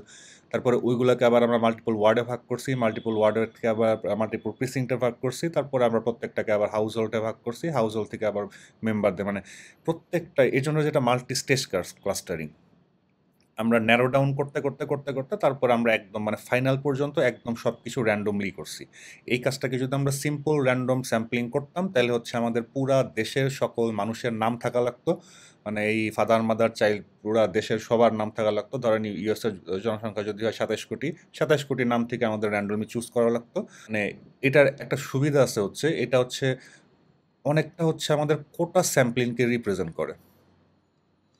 যে কোটা স্যাম্পলিংয়ের যে অ্যাডভান্টেজগুলো ছিল, অ্যাডভান্টেজেস অফ কোটা স্যাম্পলিং, যে আমরা ব্রেকডাউন করে করে দিতাম, যে আমরা এনশিওর করতাম যে এই কোটাগুলা যাতে আমাদের স্যাম্পলে থাকে। ফর এক্সাম্পল, আপনার যদি মনে থাকে কোটা স্যাম্পলিংয়ে কী করছিলাম, যে আমরা এরকম হচ্ছে বিভিন্ন কোটা সিলেক্ট করে দিছি, মানে এটা এনশিওর করছে যে আমাদের স্যাম্পলে এই কোটাগুলো যাতে মাস্ট থাকে। যদিও এটা কাজ করে নাই ভালো, ডিউ টু আদার ল্যাকিংস, এই আদার কিছু ল্যাকিংসের জন্য যেহেতু এটা কাজ করে নাই, তারপরেও আইডিয়াটা কিন্তু ভালো ছিল। সো এই আইডিয়াটাকে কিন্তু আমরা এই মাল্টি স্টেজ ক্লাস্টারিং স্যাম্পলিংয়ে ইন্টিগ্রেট করতে পারতেছি। এই যে এখানে আমরা ইয়েগুলা করছি, যেমন এটা আমরা বেস করছি সিমিলার পপুলেশনের উপর ডিপেন্ড করে। এখন আপনি যদি অন্য কোনো টাইপের রিসার্চ করেন, সেখানেও আপনি একটা কোটা এখানে ডিফাইন করে দিতে পারবেন। এখানে আমরা ওয়ার্ড ভাগ করছি একটা কোটার উপর ডিপেন্ড করে, প্রিসিন্ট করছি একটা কোটার উপর ডিপেন্ড করে, হাউস হোল্ড, তারপরে এখানে ফাদার মাদার চাইল্ড থেকে আমরা আমাদের সার্ভে পার্টিসিপেন্ট চুজ করছি আরেকটা হয়তো ক্রাইটেরিয়া বা কোটার উপর ভিত্তি করে। সো আমরা কিন্তু প্রতিটা স্টেজে স্টেজে এই কোটাগুলো ডিফাইন করে দিতে পারি, এবং মানে ডিফাইন করার মানে কোটা ডিফাইন করার পরেও আমরা কিন্তু আমাদের যে ইয়েটা সিলেকশনটা, এটাকে একদম শেষ পর্যন্ত আনবায়াসড রাখতে পারতেছি। যে ইভেন আমাদের লাস্ট পর্যায় পর্যন্ত আমরা যে সিলেক্ট করছি, এইখানেও আমাদের হিউম্যানদের কোনো পার্টিসিপেশন রাখিনি, মানে শেষ পর্যন্ত আমরা এটা একদম প্রবাবিলিটি বা চান্স ইউজ করছি। সো দ্যাটস ওয়াই হচ্ছে আমাদের এটা অ্যাডভান্টেজ, ওখানে কোটা স্যাম্পলিংয়ের অ্যাডভান্টেজটাও আমরা পাচ্ছি, এবং ওই ডিসঅ্যাডভান্টেজগুলোকে হচ্ছে আমরা অ্যাভয়েড করতে পারতেছি। সো মানে এটা বেটার। যদি সিম্পল প্রবাবিলিটি স্যাম্পলিং না পাওয়া যায়, তাহলে হচ্ছে বা মানে স্যাম্পল বা পপুলেশন সংখ্যা যদি বেশি হয়, তাহলে হচ্ছে আমাদের মাল্টিস্টেজ ক্লাস্টারিংটা অনেক বেটার কাজ করে। এবং কোটা স্যাম্পলিং ভার্সেস যদি আমরা প্রবাবিলিটি স্যাম্পলিংয়ের কথা বলি, যে অ্যাকচুয়ালি মূল পার্থক্যটা কী করে দিচ্ছে, যে সেটা একটা কথা দিয়ে আমরা ইয়ে করতে পারি, যে কথাটার ইম্পর্টেন্ট। দ্যাট মিনস আপনি যখন একটা হিউম্যানকে জাজ করতে দিবেন বা চয়েস করতে দিবেন, এখানে মানে ডেফিনেটলি আপনার একটা বায়াসনেস আসবেই, বাট প্রবাবিলিটি চান্স এটা হচ্ছে আপনার বায়াসড না। ধরেন আপনি একটা রিস্ক নিলেন, সো মানে আপনার একটা লটারির একটা কিনলেন, সো এখন আপনার এবং আমার মধ্যে চান্স ইকুয়ালি থাকবে, মানে এখানে কোনো বায়াসনেস আসবে না। সো দ্যাটস ওয়াই হচ্ছে আমাদের যে প্রবাবিলিটি বেসড যে স্যাম্পলিংটা আমরা দুইটা দেখলাম, যে সিম্পল প্রবাবিলিটি স্যাম্পলিং অ্যান্ড হচ্ছে আপনার মাল্টি স্টেজ প্রবাবিলিটি স্যাম্পলিং, এই জিনিসগুলো হচ্ছে বেটার কাজ করে, বা আমাদের সিলেকশন বায়াস, শুরুতেই সিলেকশন বায়াস যে ঝামেলাটা করে দেয়, ওই ঝামেলাটা আর হচ্ছে আমাদের দেয় না। যদি একটা হিস্টোরিক্যাল এক্সাম্পল দিই, মানে এই প্রবাবিলিটি স্যাম্পলিং আসছিল হচ্ছে 1952 সাল থেকে। সো 1952 সালে হচ্ছে থেকে এই প্রবাবিলিটি স্যাম্পলিং ইউজ করা হয়েছে, এবং প্রথম ইলেকশনে এটা প্রবাবলি গ্যালাপস প্রেডিকশন ছিল। সো ওরা 5385টা স্যাম্পল কালেক্ট করে ইলেকশন প্রেডিক্ট করার জন্য, এবং ওইবার ইলেকশন যে ছিল হচ্ছে আইজেনহাওয়ার প্রবাবলি এটাই উচ্চারণ, হোয়াটএভার, এবং গ্যালাপস প্রেডিকশন ছিল হচ্ছে আপনার 51%, এবং অ্যাকচুয়ালি ওরা পাইছিল হচ্ছে 55.1%। সো দ্যাট মিনস এই 1938 না 48 52-র আগে যেই ইলেকশনগুলো হয়েছে এখানে কিন্তু সার্ভেগুলো বিভিন্নভাবে ফেল করছে। সো আস্তে আস্তে দেখেন এই মানে এটাও কিন্তু আপনার মানে একটা সায়েন্সের ট্রেডিশনাল ওয়ে ইমপ্রুভ করার, মানে ফেল করতে করতে শিখে ওরা লাস্ট 2টা ইলেকশনে ফেল করছে এবং প্রত্যেকবার ওরা খুঁজে বের করছে যে প্রবলেমটা কি ছিল, ওইটা আবার পরের বার ইমপ্রুভ করছে, পরের বার যে আরেকটা প্রবলেমে পড়ছে ওটাকে আবার তার পরের বার ইমপ্রুভ করছে, করতে করতে দেখেন ফাইনালি এসে হচ্ছে ওদের প্রেডিকশনটা কিন্তু আপনার কাজে দিছে, পারফেকশন করতে পারছে। তারপরে ধরেন 1956-এর যে নির্বাচন ছিল ওইখানে ওরা কি করছে দেখেন 8144টা স্যাম্পল কালেক্ট করছে। এটা random, simple random probability use করে প্রবাবলি, অথবা মাল্টি স্টেজ ইউজ করছে ওরা, যে কোনো একটা probably multi stage clustering use করছে, বাট প্রবাবিলিটি বেজ ইউজ করছে। সো এইবারও ওই একই ব্যক্তি জিতছে এবং এবার প্রেডিকশন ছিল হচ্ছে 59.5%, এবং অ্যাকচুয়াল রেজাল্ট ছিল হচ্ছে 57.4%। একইভাবে হচ্ছে আপনার 1960 যে ইলেকশনটা ছিল এখানেও আপনার ডেটা কালেক্ট করছিল ওরা হচ্ছে 8015টা ডেটা কালেক্ট করছিল। এবার জিতছিলেন হচ্ছে কেনেডি, প্রেডিকশন ছিল 51% কেনেডির জন্য, এবং কেনেডি পাইছিল হচ্ছে 49.7%।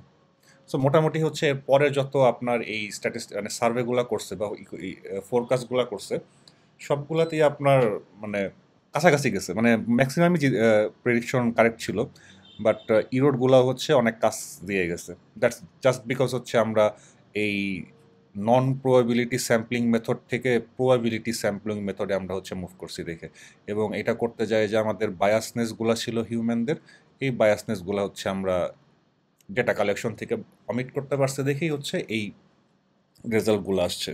নাও এখন আরও প্রবলেম আছে, এটা পারফেক্ট একটা রিসার্চ যদি ডিজাইন করতে চান, মানে এই জিনিসগুলো আপনাদের দেখানো হচ্ছে একটা রিসার্চ, একটা স্ট্যাটিস্টিক্যাল রিসার্চ কী কী ওয়েতে ভুল হইতে পারে, বা মানে আপনার সকল প্রিপারেশন থাকা সত্ত্বেও কী কী কারণ হচ্ছে আপনার এটা নালিফাই হয়ে যেতে পারে রেজাল্টটা। সো বাংলাদেশে যেটা হয় যে আপনার এলিজিবল ভোটার যদি থাকে 10 কোটি, ভোট দিতে চায় 1 কোটি, বাকি 9 কোটির কোনো খোঁজ নেই। সো এরা ভোট দেয় না। বাট ভোট না দেওয়াটা কিন্তু একটা সোশ্যাল স্টিগমা, মানে হচ্ছে ধরেন প্রবাবলি বিভিন্ন এমনও দেশ আছে আপনার ভোট দিতে না গেলে জরিমানা করা হয়, এবং এটা খুব অপমানজনকভাবে অপমান করা হয় যে ভোট দেয় না, ডেমোক্রেসিতে পার্টিসিপেট করে না। বাট আমাদের দেশে তো এগুলোর কোনো বালাই নেই, আমাদের দেশে এটা স্টিগমা না। সো এমন হতে পারে যে আপনি এই যে এইখানে যে ইয়েদের সার্ভে করা হয়েছিল ভোটারদের, এলিজিবল ভোটারদের, এর মধ্যে ধরেন অনেকেই বলছে আমি অমুককে ভোট দিব, আমি তমককে ভোট দিব, কিন্তু আসলে ও ভোট দিতে যাইনি। কিন্তু ও তো স্বীকার করবে না, কারণ হচ্ছে স্বীকার করাটা একটা স্টিগমা, সবাই জানে যাবে যে ও ভোট দিতে যায় না, সবাই ওকে হাসাহাসি করবে। মানে এটা যে শুধু আপনার ইলেকশনের ক্ষেত্রে তা না, অনেক কিছুর ক্ষেত্রে আপনার মেডিকেল কোনো রিসার্চ করতে যাবেন, কোনো রোগ আছে কি না, ম্যাক্সিমামই আপনার এরকম যদি কোনো থাকে যেটা আপনার সোশ্যাল স্টিগমা আছে, সো সে তো স্বীকার করবেই না। সো এইসব জিনিসগুলোকে যদি আপনি ওভারকাম করতে চান তাইলে কিছু হচ্ছে ট্রিকি কোশ্চেন রাখতে হয়। ট্রিকি কোশ্চেন অ্যাকচুয়ালি ট্রিকি বলা যায় না, মানে একটু আপনার এখানে ইনসাইটফুল কোশ্চেন হতে হয়। যেমন এই যে এই গ্যালাপের যে সার্ভেগুলো করছে এখানে ওরা কিছু এরকম এক্সট্রা কোশ্চেন রাখছে। ফর এক্সাম্পল ওকে বলছে যে ভোটিং কেন্দ্র, যেটা কেন্দ্র ইংরেজি কি আলাই জানে, সেন্টার, ওরা জিজ্ঞেস করছে যে তুমি কোন সেন্টারে ভোট দিতে যাবা। এখন এটার সাথে কিন্তু আপনার ফোরকাস্টের কোনো সম্পর্ক নেই, বাট এটা কেন জিজ্ঞেস করছে, কারণ হচ্ছে যারা অ্যাকচুয়ালি ভোট দিতে যায় তারা ওদের সেন্টারের নাম বলে দিতে পারবে, বা যারা তাদের সেন্টারের নাম বলে দিতে পারবে না, উল্টাপাল্টা সেন্টারের নাম বলবে, হয়তো এমন একটা নাম বলে যেখানে সেন্টারই নেই, তো সেইখান থেকে ওরা আইডেন্টিফাই করার চেষ্টা করছে যে ওরা অ্যাকচুয়ালি নন ভোটার কিনা, মানে ভোট দিতে যাবে কিনা। যদি আইডেন্টিফাই করতে পারে তাহলে ওরা কি করছে, ওই স্যাম্পল থেকে ওদেরকে বাদ দিয়ে দিচ্ছে, যে এরা ভোট দিতে যাবে না, অযথা এদের স্যাম্পল রাখার কোনো উপায় মানে দরকার নেই। সো এইটা করলে, এই কাজটা যদি আপনি করতে পারেন, আপনার কোশ্চেনিয়ারে যদি এরকম লিডিং কোশ্চেন আপনি যদি বানাইতে পারেন এবং আপনি যদি এরকম স্যাম্পলগুলোকে বাদ দিতে পারেন তাহলে আপনার ফোরকাস্ট আরও ভালো হবে। সো ইনক্রিজড ফোরকাস্ট মানে এটা প্রমাণিত এই স্যাম্পল মানে এই সার্ভেগুলো থেকে। সো এই ফোরকাস্টটা আরও বেটার হয়। কিছু থাকে হচ্ছে আনডিসাইডেড, মানে কিছু ক্যান্ডিডেট মানে কিছু ভোটার হয়তো এখনও ডিসাইড করতে পারতেছে না, এরকম থাকেই, যে স্পেসিফিক কোনো দলের প্রতি তার টান নেই। সো মানে এইসব নিয়ে মাথায় ঘামায় না। সো যদি ইমিডিয়েট জিজ্ঞেস করেন ওরা অ্যাকচুয়ালি কি থাকে আনডিসাইডেড। সো আপনি যদি ফোর্স করেন তাহলে উল্টাপাল্টা একটা অ্যান্সার দিয়ে দিবে যেটা হচ্ছে আপনার ফোরকাস্টকে খারাপ করে ফেলবে। সো এই কারা কারা আনডিসাইডেড এইটাও আমরা বের করার চেষ্টা করতে পারি। যেমন এই গ্যালাপ যেটা করছিল প্রবাবলি যে ওরা জিজ্ঞেস করবে না, ওইখানে কোশ্চেনে জিজ্ঞেস করছিল যে আজকেই যদি নির্বাচন হইতো তুমি কাকে ভোট দিতা। সো এইখানে আবার ওরা অপশন রাখছে, ধরেন হচ্ছে কেনেডি, ট্রুম্যান এরকম অপশনের সাথে আরেকটা এক্সট্রা অপশন দিয়ে দিছে যে এখন পর্যন্ত যাকে ভালো লাগতেছে তাকেই, বা শেষ পর্যন্ত যাকে ভাল লাগবে তাকে, মানে এরকম মানে এক্সাক্ট অ্যান্সারের পাশাপাশি কিছু আপনার মানে ভেগ বা অ্যাম্বিগুয়াস অ্যান্সারের চয়েস দিয়ে দিছে। সো যারাই হচ্ছে ওই অ্যাম্বিগুয়াস অ্যান্সারের গুলা দিছে তার মানে ওরা ডিসাইড করতে পারতেছে না, তার মানে ওদের মানে ইনফরমেশনটা বর্তমানে খুব একটা কাজে লাগবে না। ওরা যেহেতু আনডিসাইডেড ওরা পরে যে কোনো ডিসিশন নিতে পারে বা যে কোনো দল চেঞ্জ করতে পারে। সো এইটা ডিসাইড করার জন্য মানে এটা ডিপেন্ড করে আপনার কতটুকু মানে নিজের ক্যাপাবিলিটির উপর যে কিভাবে আপনি এই ইনফরমেশনগুলো বের করে এই স্যাম্পলগুলোকে আপনি বাদ দিতে পারেন। তারপরে একটা আছে হচ্ছে রেসপন্স বায়াস। এটা একটা টার্ম, এটা এখন আসলো রেসপন্স বায়াস, এই টার্মটা মনে রাখবেন। রেসপন্স বায়াস যেটা বলে যে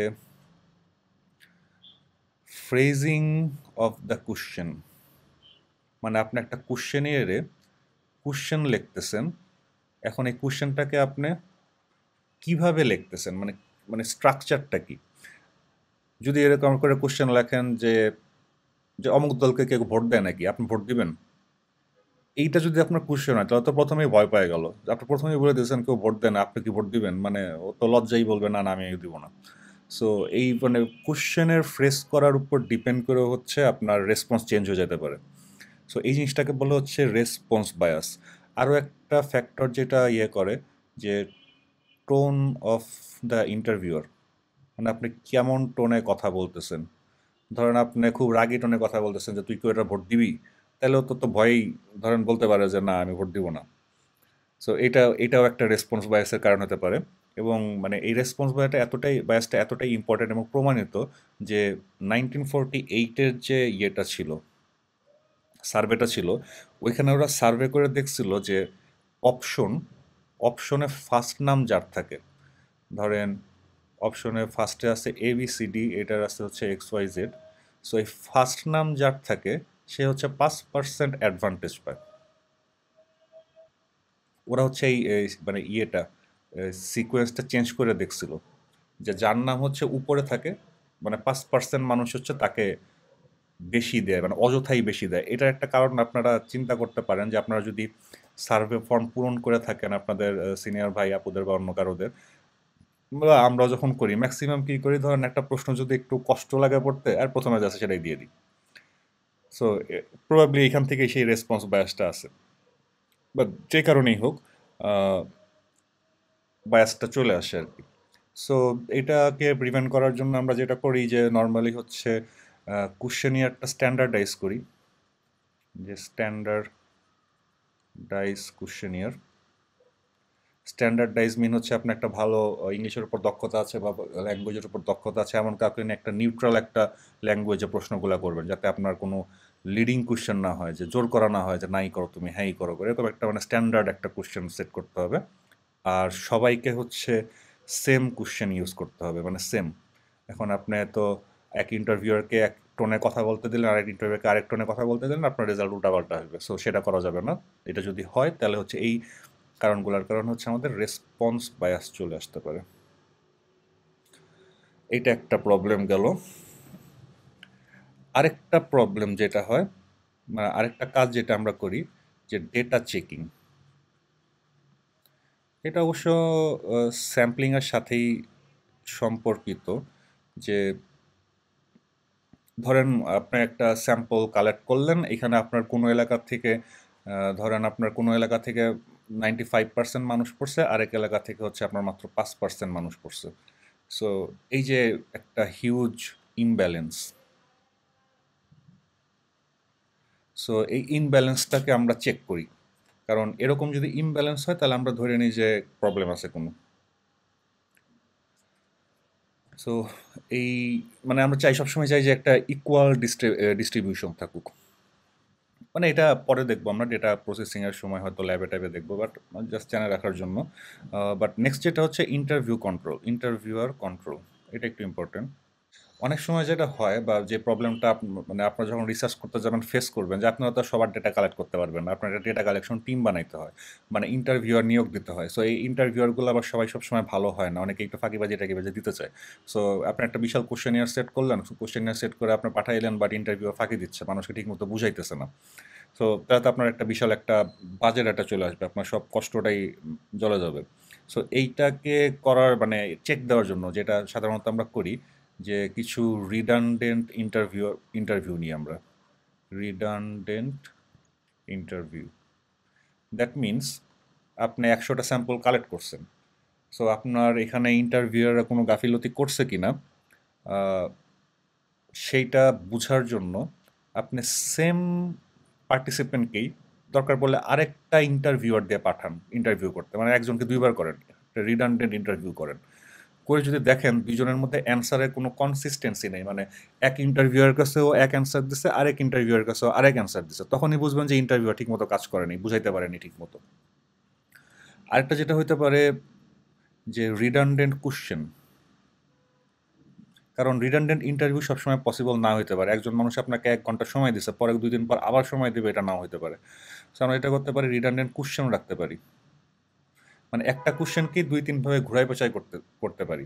তিনটাতেই যদি সিমিলার অ্যান্সারই দেয় তাহলে আমি বুঝবো যে না, অ্যাকচুয়ালি হচ্ছে ওই পার্টিসিপেন্ট বুঝে অ্যান্সার করতেছে। বাট একটাতে মানে সেম কোশ্চেন, বাট একটাতে এক অ্যান্সার, তার একটা অ্যান্সার দেয়, তাহলে আমরা বুঝবো যে আহ, ঝামেলা আছে, পার্টিসিপেন্ট এটা বুঝতেছে না, ইন্টারভিউয়ার তাকে বুঝাইতে পারতেছে না। সো এখানে আমাদের এক্সট্রা এফোর্ট দেওয়া উচিত। সো এই জিনিসগুলোকে বলা হচ্ছে ইন্টারভিউয়ার কন্ট্রোল, এই টপিকের আন্ডারে পড়ে। আর সব কিছুর পরেও ফাইনালি যেটা হইতে পারে যে আপনার সব কিছু ঠিক আছে, সব প্রত্যেকটা যে আমরা কনসেপ্টগুলো আলোচনা করছি, পিটফল আলোচনা করছি, সব কিছু আপনি হয়তো মেনটেন করে একটা ফাইনাল শেষ পর্যন্ত আসছেন, তারপরেও সিম্পলি যেটা হইতে পারে যে মানে এই জিনিসটাও মাথায় রাখতে হবে যে participants can simply change minds. মানে এটা করলে তারা আমাদের আর কিছু করার নেই, সব কিছুই আমরা ঠিক মতো করছি, বাট এখন পার্টিসিপেন্ট যদি সিম্পলি এত কিছু বলার পরও সিম্পলি ওর মাইন্ড চেঞ্জ করে ফেলে, তাহলে কিন্তু আমাদের কিছু করার নেই, মানে এটা আপ টু দেম। তো এই জিনিসটাও আমাদের রিসার্চ করার সময় আহ, মাথায় রাখতে হবে। স্যাম্পলিং ইরোর, ধরেন আমাদের একটা বক্স আছে, বক্সের মধ্যে বিভিন্ন কাগজ আছে, এই কাগজগুলোতে হচ্ছে 0101 এরকম লেখা। সো আমরা এই পপুলেশনটা নিয়ে হচ্ছে ধরেন কাজ করব। একটা বক্স এর মধ্যে হচ্ছে 01, কাগজের মধ্যে 01 এরকম লেখা অসংখ্য কাগজ আছে। সো আমরা যেটা করতে যাচ্ছি যে সেটা হচ্ছে এস্টিমেট পার্সেন্টেজ অফ ওয়ানস, মানে আমাদের বক্সে যে ওয়ানগুলো আছে এদের পার্সেন্টেজ কত, 0 আছে অনেকগুলো, 1 আছে অনেকগুলো, সো 1-এর পার্সেন্টেজ কত। দ্যাট মিনস এটা হচ্ছে আমাদের প্যারামিটার, যেটা আমরা what we don't know yet, এটা হবে আমাদের হচ্ছে প্যারামিটার, এই পার্সেন্টেজ অফ 1, এটা হচ্ছে আমাদের প্যারামিটার। সো ঠিক আছে, সো এখন এর মধ্যে অনেক আছে, সো আমরা কি করব, সিম্পল র্যান্ডম স্যাম্পলিং করব। সো সিম্পল র্যান্ডম স্যাম্পলিং করে ধরেন আমরা হচ্ছে 100টা স্যাম্পল নিলাম।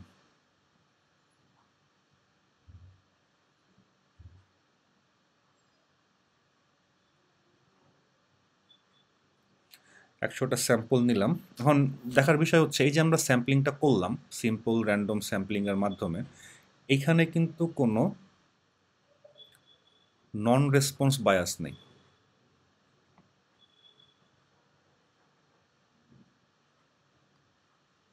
কোনো নন রেসপন্স বায়াস নেই, কারণ আমরা যেটা মানে 01 তো আপনার জাস্ট একটা কাগজের টুকরা, ও তো নন রেসপন্স না করার তো কোনো কথা নেই, আমরা যদি তুলবই, না করার ওদের কোনো উপায় নেই।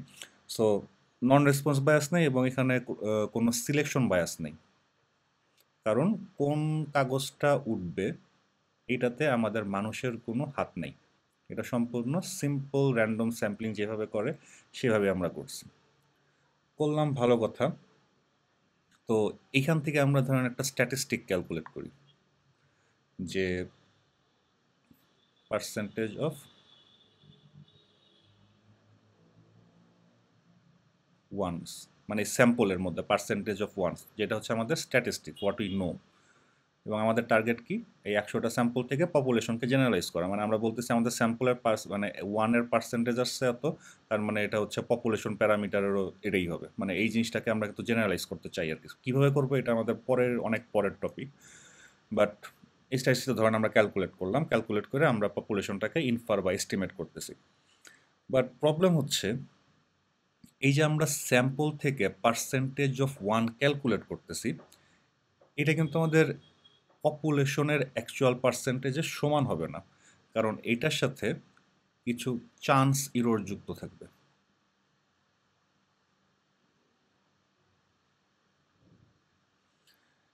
এই চান্স ইররটা হয় কারণ হচ্ছে, মানে যত যাই বলেন, আমাদের এই এই স্যাম্পলটা কিন্তু পপুলেশনের ছোট্ট একটা পার্ট। মানে এখানে যদি আমাদের 10,000 কাগজ থাকে, আমাদের এখানে যদি মাত্র থাকে 1,000 কাগজ, কখনোই তো এটার সমান হতে পারবে না। মানে এটার সিমিলার হতে পারবে না, কিছু না কিছু ভুল তো হবেই, একটু কম বেশি হবেই। কারণ 10,000 থেকে আপনার 1,000 যখন নামাবেন, সব কিছু সিমিলার কোনোদিনই রাখতে পারবেন না। সো দ্যাটস ওয়াই মানে আমাদের এই স্যাম্পল থেকে আমরা যে স্ট্যাটিস্টিকটা ক্যালকুলেট করলাম পার্সেন্টেজ অফ ওয়ান, এইটা কখনোই পপুলেশন পার্সেন্টেজ অফ ওয়ান যে প্যারামিটারটাকে আমরা এস্টিমেট করতে যাচ্ছি, এটার অ্যাকচুয়াল সমান কখনোই হয় না। কিছুটা চান্স ইরর থাকেই যায়। এই ইররটা হচ্ছে র্যান্ডম, এটাকে আমরা বলি হচ্ছে স্যাম্পলিং ইরর। সো মানে এই ইররটা অ্যাভয়েড করার আমাদের কোনো উপায় নাই। সো মানে এটা হবে, স্ট্যাটিস্টিক্সে ইররটা হবে, এটাকে আমাদের মেনে নিতে হবে এবং এটাকে আমাদের এক্সপ্লেনও করতে হবে। সো এটা আমরা পরে দেখবো, জাস্ট কনসেপ্টটাকে এক্সপ্লেন করার জন্য যে স্যাম্পলিং ইরর এবং চান্স ইররটা কি। সো ওভারঅল যদি আমরা চিন্তা করি যে এই যে আমরা এস্টিমেট করতে যাচ্ছি পার্সেন্টেজ অফ ওয়ানকে, যদি ওভারঅল আমাদের এই এস্টিমেট বের করিও, এই এস্টিমেটটা হবে হচ্ছে parameter plus bias plus sampling error.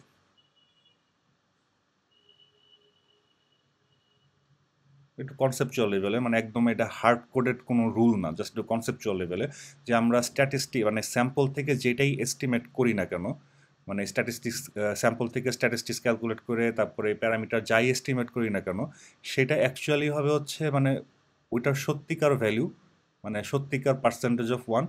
এর সাথে যুক্ত হবে কিছু বায়াস, যেমন আমাদের হচ্ছে নন রেসপন্স বায়াস ছিল, সিলেকশন বায়াস ছিল, মানে এরকম হিউম্যানদের যে রেসপন্স বায়াস থাকে, ইন্টারভিউয়ারদের বায়াস থাকে, এইসব বায়াসের কারণে একটু ইরর আসবে।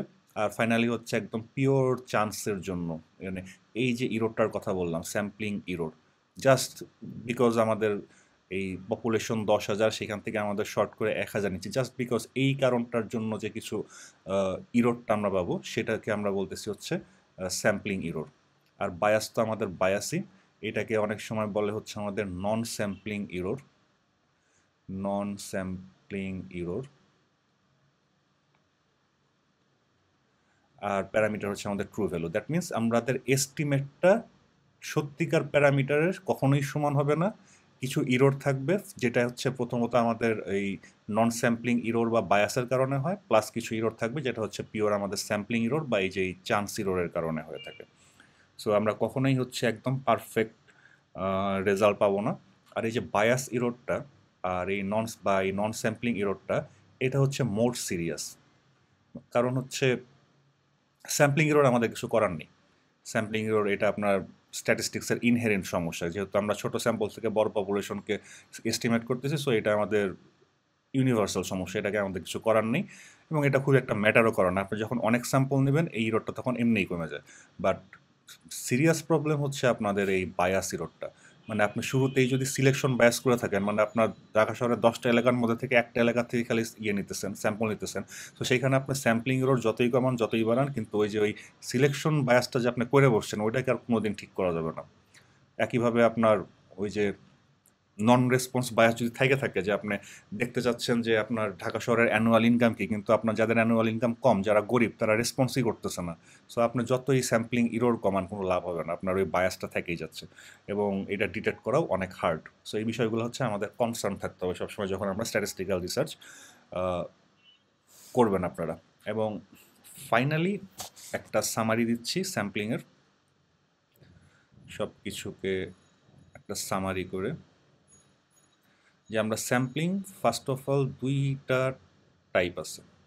একটা হচ্ছে নন প্রবাবিলিটি স্যাম্পলিং, যেটা হচ্ছে আমাদের প্রথম দিকে করা হয়েছিল, যে যে কোটা স্যাম্পলিং, তারপরে র্যান্ডমলি ফোন কল করা, এগুলো হচ্ছে নন প্রবাবিলিটি, মানে আমাদের যাকে পছন্দ বা যাকে অ্যাক্সেস করা ইজি তাকেই আমরা স্যাম্পল করতাম, কারোর ইকুয়াল চান্স ছিল না, মানে আমার ইন্টারভিউয়ারের কাছাকাছি যে তারই বেশি চান্স, পুরা দেশের সবার ইকুয়াল চান্স ছিল না।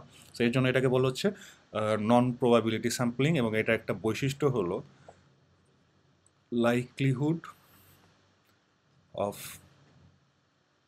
getting selected is unknown। মানে সবার যেহেতু ইকুয়াল চান্স নাই, সো আপনি বলতে পারবেন না যে ইউএস এর ওই মানুষটার এখানে সিলেক্টেড হওয়ার চান্স কত। এটাই হচ্ছে নন প্রবাবিলিটি স্যাম্পলিং, আমাদের ইচ্ছা মতো নিচ্ছি, কোনো বাধা ধরার কোনো চান্স নাই। সো এটার কয়েকটা প্রকারভেদ আছে। একটা হচ্ছে কনভেনিয়েন্স স্যাম্পলিং। কনভেনিয়েন্স স্যাম্পলিং যেমনটার নাম, কনভেনিয়েন্স স্যাম্পলিং যেটা করে, যে অ্যাজিউম করে যে পপুলেশনের সবাই সমান। অ্যাজিউম পপুলেশন ইজ ইকুয়াল, মানে আপনি যেই জিনিসটা নিয়ে স্যাম্পল করতেছেন বা রিসার্চ করতেছেন ওইখানে সবাই ইকুয়াল, এটা অ্যাজিউম করে। এবং অ্যাজিউম করে কি করে, মানে যারটা স্যাম্পল করা ওর জন্য ইজি, রিসার্চারের জন্য ইজি বা কনভিনিয়েন্ট, তাকেই স্যাম্পল করে। এখন যেহেতু আমাদের এই অ্যাজিউম করতেছে যে সবাই ইকুয়াল, বাট অ্যাকচুয়ালি যদি ইকুয়াল না হয়, যেমন হচ্ছে যে এই ইলেকশন ফোরকাস্টের ক্ষেত্রে কোনো মানুষই ইকুয়াল না, বিশাল আমাদের একটা শ্রেণী বৈষম্য আছে। সো আমরা যদি এই অ্যাজাম্পশন করে যদি আমরা কনভিনিয়েন্স স্যাম্পলিং করি, তাহলে তো ঘুরে ফিরে দেখা যাবে আপনারা ফ্রেন্ডরা যে দল সাপোর্ট করে সেই দলই জিতবে, ফোরকাস্টে আসবে। সো এটা চলবে না। বাট কিছু কিছু ক্ষেত্রে যদি এরকম, মানে বিশেষ করে সায়েন্টিফিক ক্ষেত্রে হতে পারে যে কোনো ইঞ্জিনিয়ারিং সিস্টেম হোমোজেনাস সিস্টেম আছে, যে এখানে সব কিছু, সব পার্টিকেল সিমিলার বিহেভ করে, তো সেখানে আপনি কনভিনিয়েন্স স্যাম্পলিং করতেই পারেন। ডিপেন্ড করে হচ্ছে আপনি কী রিসার্চ করতেছেন সেটার উপর। নেক্সট হচ্ছে আপনার volunteer sampling. Volunteer sampling volunteer sampling যেটা করেন, যেমনটার নাম সাজেস্ট করতেছে, আপনার কোনো রিসার্চ করবেন, ভলান্টিয়াররা নিজেরা নিজ দায়িত্বে আগায় আসবে, জাস্ট হচ্ছে আপনার একটা স্ক্রিনিং প্রসিজিয়ার থাকবে, যে যে কেউ আসলেই হবে না। এখন যদি আপনার একটা মেডিকেল ট্রায়াল হয়, সেখানে যদি আপনার ধরেন একটা 18 বছরের নিচে একটা মানুষ এসে বলে আমিও দিব, তাহলে তো এটা হতে পারে না। সো আপনার একটা স্পেসিফিক কিছু স্ক্রিনিং ট্রায়াল থাকবে। আর তো এই ট্রায়ালের উপর ভিত্তি করে আপনি রিক্রুট করবেন, বাট এখানে প্রবলেম হচ্ছে একটা লার্জ সিলেকশন বায়াস থাকে। লার্জ সিলেকশন বায়াস, সাপোজ আপনার একটা রেয়ার ডিজিজ হয়েছে, যেটার আপনি হচ্ছে ভ্যাকসিন বানাইছেন, সো সেটাকে ট্রায়াল দেওয়ার জন্য ভলেন্টিয়ার আহ্বান করছেন। সো যাদের ডিজিজ আছে তারাই তো আসবে নিজেকে বাঁচানোর জন্য, যাদের ডিজিজ নেই তারা আসবে না। সো আপনার ওইখানে প্রথমে একটা সিলেকশন বায়াস হয়ে যাচ্ছে, আপনি কম্পারিজন টানতে পারবেন না যে সুস্থদের সাথে অসুস্থদের কোনো পার্থক্য আছে কিনা। সো ভলেন্টিয়ার স্যাম্পলিংয়ে সাধারণত এরকম একটা হয়ে থাকে, বিশাল একটা সিলেকশন বায়াস চলে আসে। বাট যদি আপনার একটা, যে এরকম রেয়ার ডিজিজ বা এরকম কিছু টপিক থাকে যেখানে আপনার ক্ষতি হওয়ার সম্ভাবনা আছে, সো সেখানে আপনার অবশ্যই ভলেন্টিয়ারই লাগবে, কাউকে আপনি জোর করতে পারবেন না। সো ওই সব ক্ষেত্রে আপনার ভলেন্টিয়ার স্যাম্পলিং বাধ্যতামূলক। নেক্সট হচ্ছে আমাদের জাজমেন্ট স্যাম্পলিং। জাজমেন্ট স্যাম্পলিং যেটা করে, অ্যাজ দ্য নেম সাজেস্ট, আপনার একজন এক্সপার্ট থাকেন, সেই এক্সপার্ট নিজেই ডিসিশন দেন যে কাদের কাদের নিয়ে স্যাম্পলিং করলে ভালো হবে, তার উপর ভিত্তি করে আপনার স্যাম্পল সাজান। সো বুঝতেই পারতেছেন এখানে একটা সিলেকশন বায়াস হতে পারে। এখন এক্সপার্টের কাছের মানুষ থাকলে তো তাকেই দিবে, বা কোনো ক্ষতিকর কোনো রিসার্চ হলে এক্সপার্ট যাকে দেখতে পারেন হয়তো তাকে দিয়ে দিল। সো মানে এইসব কত কনে, যখনই আপনি ওই যে মানুষের হাতে যখনই সেরা দিবেন, তখনই আপনার হাজার রকমের বায়াস চলে আসবে। সো এটা একটা হিউজ সিলেকশন বায়াস জাজমেন্ট স্যাম্পলিংয়ের ক্ষেত্রে। আর নেক্সট হচ্ছে কোটা স্যাম্পলিং। কোটা স্যাম্পলিং তো আপনারা একটু আগে আমরা দেখলামই, এবং এটার অ্যাডভান্টেজ ডিসঅ্যাডভান্টেজ সবই আপনারা দেখছেন একটু আগে। সো এটা নিয়ে আমি আলোচনা করতেছি না। আর নেক্সট হচ্ছে আপনার স্নোবল স্যাম্পলিং। স্নোবল স্নোবল আপনারা দেখছেন যে ওই যে বরফের দেশে একটা স্নোবল গড়ায় পড়তে দিলে আস্তে আস্তে বড় হইতে থাকে। সো ওই মেটাফোরটা ইউজ করছে। স্নোবল স্যাম্পলিংয়ে যেটা করে যে আপনি ধরেন একটা রেয়ার ডিজিজ নিয়ে রিসার্চ করবেন, যেটা হচ্ছে খুবই কম মানুষের হয়। সো ওদের খুঁজে পাবেন কেমনে? কিভাবে খুঁজে পেতে পারেন? নর্মালি হচ্ছে ধরেন ওই রোগটা যার মধ্যে আছে সে তো কোথাও না কোথাও চিকিৎসা নিতে যায়। চিকিৎসা নিতে যায়, ওই রোগের আদার্স যে রোগী আছে তাদের সাথে পরিচয় হয়। দ্যাট মিনস হচ্ছে একমাত্র ওই রোগীটাই হয়তো জানতে পারে যে সিমিলার রোগী আর কোথায় আছে। তো এই জিনিসটাকে বলা হচ্ছে স্নোবল স্যাম্পলিং। আপনি যদি একটা রুগীকে খুঁজে বের করতে পারেন, তো তখন ওকে জিজ্ঞেস করবেন যে তোমার পরিচিত কে আছে, হয়তো ওর পরিচিত সিমিলার আরও দুইটা রুগী আছে। সো আপনি ওদের থ্রুতে যায় এই দুজনকে খুঁজে পাবেন। তারপর আবার ওকে জিজ্ঞেস করবেন যে ওর কাছে পরিচিত কেউ আছে কিনা, হয়তো ওর তিনটা আছে, ওর তিনটা আছে, ওর দুইটা আছে।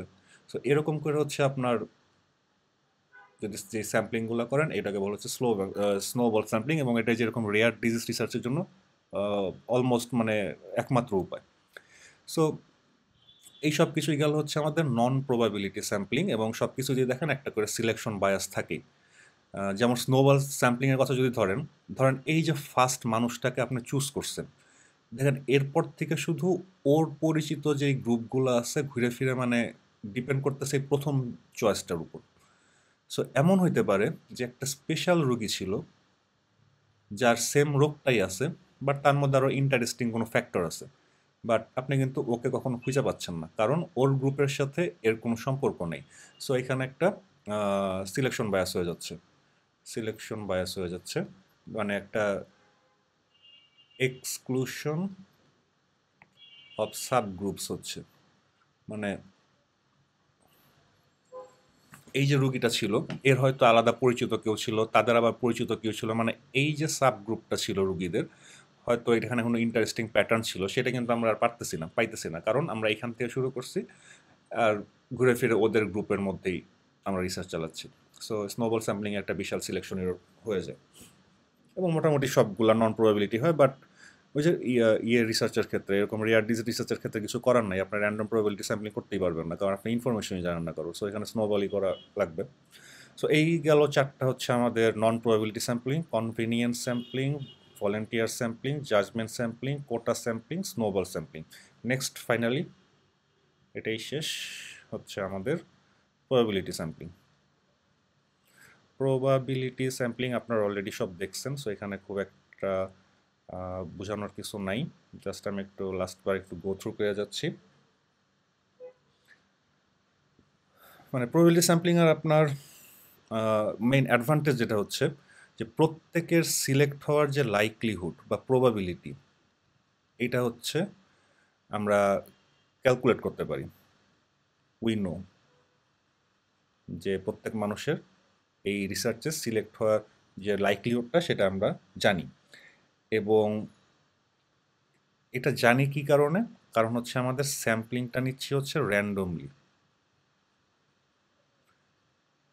জাস্ট বিকজ আমরা র্যান্ডমলি স্যাম্পল নিচ্ছি এর জন্যই কিন্তু আমরা প্রবাবিলিটি রুল ইউজ করে প্রত্যেকের সিলেক্টেড হওয়ার চান্সটা কত ওইটা সংখ্যা বের করতে পারতেছি, এবং এর ফলে আমরা এনশিওর করতে পারতেছি যে আমাদের ডেটাটা representative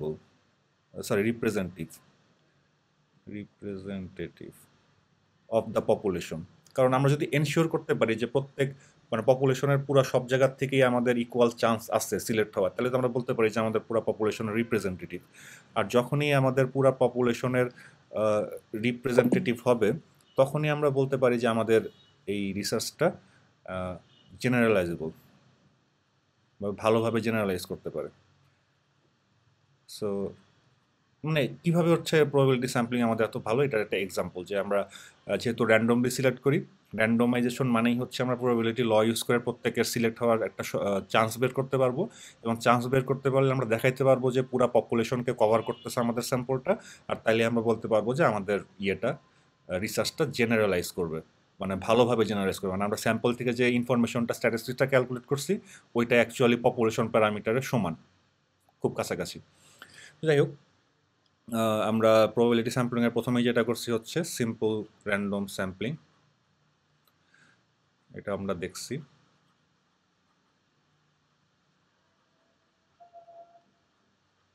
so simple random sampling আমরা যেটা করছি যে আমাদের যে পুরো পপুলেশনটা আছে সেই পপুলেশনের আমরা সবাইকে লিস্ট করছি, লিস্ট করে ওইখান থেকে র্যান্ডমলি হচ্ছে আমরা কম্পিউটার জেনারেটরই বলেন আর নিজেরাই বলেন, আমরা ওইখান থেকে হচ্ছে র্যান্ডমলি একটা একটা করে স্যাম্পল নিছি। এটা ছিল হচ্ছে সিম্পল র্যান্ডম স্যাম্পলিংয়ের কাজ। আরেকটা যেটা আছে যেটাকে আমরা বলি হচ্ছে সিস্টেম্যাটিক স্যাম্পলিং।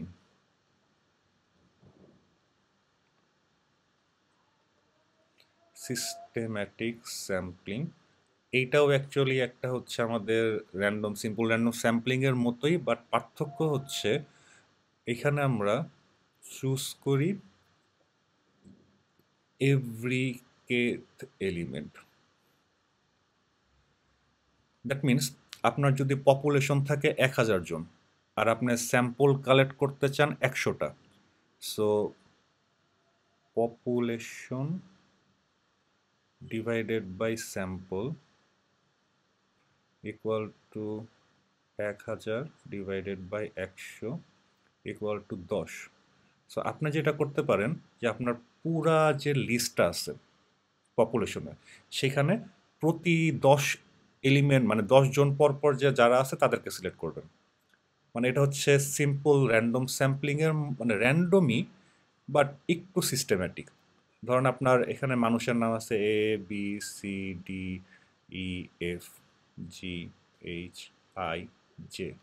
ধরেন হচ্ছে আপনার এখানে টোটাল পপুলেশন আছে 10টা, 10 জন মানুষ আছে, 1 2 3 4 5 6 7 8 9, হ্যাঁ 10 জন মানুষ আছে। আপনার স্যাম্পল লাগবে হচ্ছে ধরেন আপনার 5টা, তার মানে হচ্ছে 10/5 ইকুয়াল টু 2। সো আপনার কী করবেন, কারণ প্রথমে আপনি এ নিলেন, এ কে সিলেক্ট করলেন, তাহলে 2 এলিমেন্ট পরে 1 2, তারপরে ডি কে সিলেক্ট করবেন, তারপরে আবার 2 এলিমেন্ট পরে, তারপরে আবার 2 এলিমেন্ট পরে। সো এরকম করে আপনার সিলেক্ট করলেন। সো এই জিনিসটাকে বলা হচ্ছে সিস্টেম্যাটিক স্যাম্পলিং। প্রত্যেককে এলিমেন্ট পরপর যে মানুষগুলো বা ভ্যালিউগুলো পড়বে আপনি ওইটাকেই নেবেন। সো আরেকটা আছে হচ্ছে স্ট্র্যাটিফাইড স্যাম্পলিং।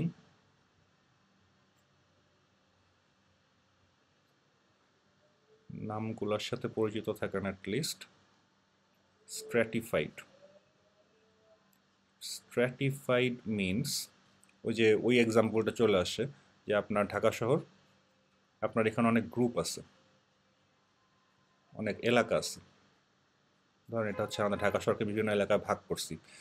এখন আপনি যদি সিম্পল র্যান্ডম স্যাম্পলিংও নেন, ধরেন এখানে আমাদের টোটাল মানুষ আছে 1 কোটি ডট ডট ডট, এখান থেকে আপনি স্যাম্পল নিতেছেন হচ্ছে আপনার 10,000। যত যাই করেন, যত সিম্পল র্যান্ডম স্যাম্পলিংয়ে নেন আপনারা, দেয়ার ইজ এ চান্স যে আপনাদের স্যাম্পলটা হয়তো এই এলাকার থেকে বেশি পড়ছে, এইসব এলাকার থেকে পড়ে নেই, যতই যাই করেন। সো আমরা যেটা করতে পারি যে আমরা এনশিওর করে দিতে পারি যে ধরেন আমাদের 10,000 স্যাম্পল লাগবে, আমরা বললাম যে এখান থেকে নিব 1000, এখান থেকে নিব 1000, এখান থেকে এক এক এক, এখানে একটু বড় এটা নিলাম আমরা 3, তাহলে 3 4 5 6 7 8 9 10। সো আমরা মানে এই ঢাকা শহরটাকে বিভিন্ন স্ট্রাটায় ভাগ করে দিলাম। যেমন এটা একটা স্ট্রাটা, এটা একটা স্ট্রাটা, এটা একটা স্ট্রাটা, এবং প্রত্যেক স্ট্রাটার থেকে আমরা আলাদা একটা ওয়েট দিয়ে দিলাম যে আমরা বলছি এই স্ট্রাটার থেকে আমরা 1000 নিব, এই স্ট্রাটার থেকে আমরা 1000 নিব। তো এইখান থেকে আমরা হচ্ছে ইন্ডিভিজুয়ালি এখান থেকে একটা সিম্পল র্যান্ডম স্যাম্পলিং করছি, এখান থেকে করছি, এখান থেকে করছি, সব জায়গা থেকে করে তারপর আমরা আমাদের টোটাল যে ডেটা সেটটা ওইটা বানাইছি। এর ফলে যেটা এনশিওর হয়েছে যে প্রত্যেক জায়গার থেকেই হচ্ছে আমাদের ইকুয়াল পড়ছে। এটাকে বলা হচ্ছে স্ট্র্যাটিফাইড, মানে আপনার পপুলেশনটাকে বিভিন্ন স্ট্রাটায় ভাগ করে প্রত্যেকটা স্ট্রাটায় ইন্ডিভিজুয়ালি সিম্পল র্যান্ডম স্যাম্পলিং চালাবেন। আর ফাইনালি 4 নম্বর যেটা, এটা হচ্ছে আমাদের ওই যে ক্লাস্টার স্যাম্পলিং, যে মাল্টি স্টেজ ক্লাস্টার, যেটা আমরা দেখলাম যে বিশাল পপুলেশন থাকলে কীভাবে সেটাকে আমরা ভাঙাভাঙি করে তারপর একদম রুট লেভেল পর্যন্ত যেতে পারি প্রবাবিলিটি মানে স্যাম্পলিং করার জন্য।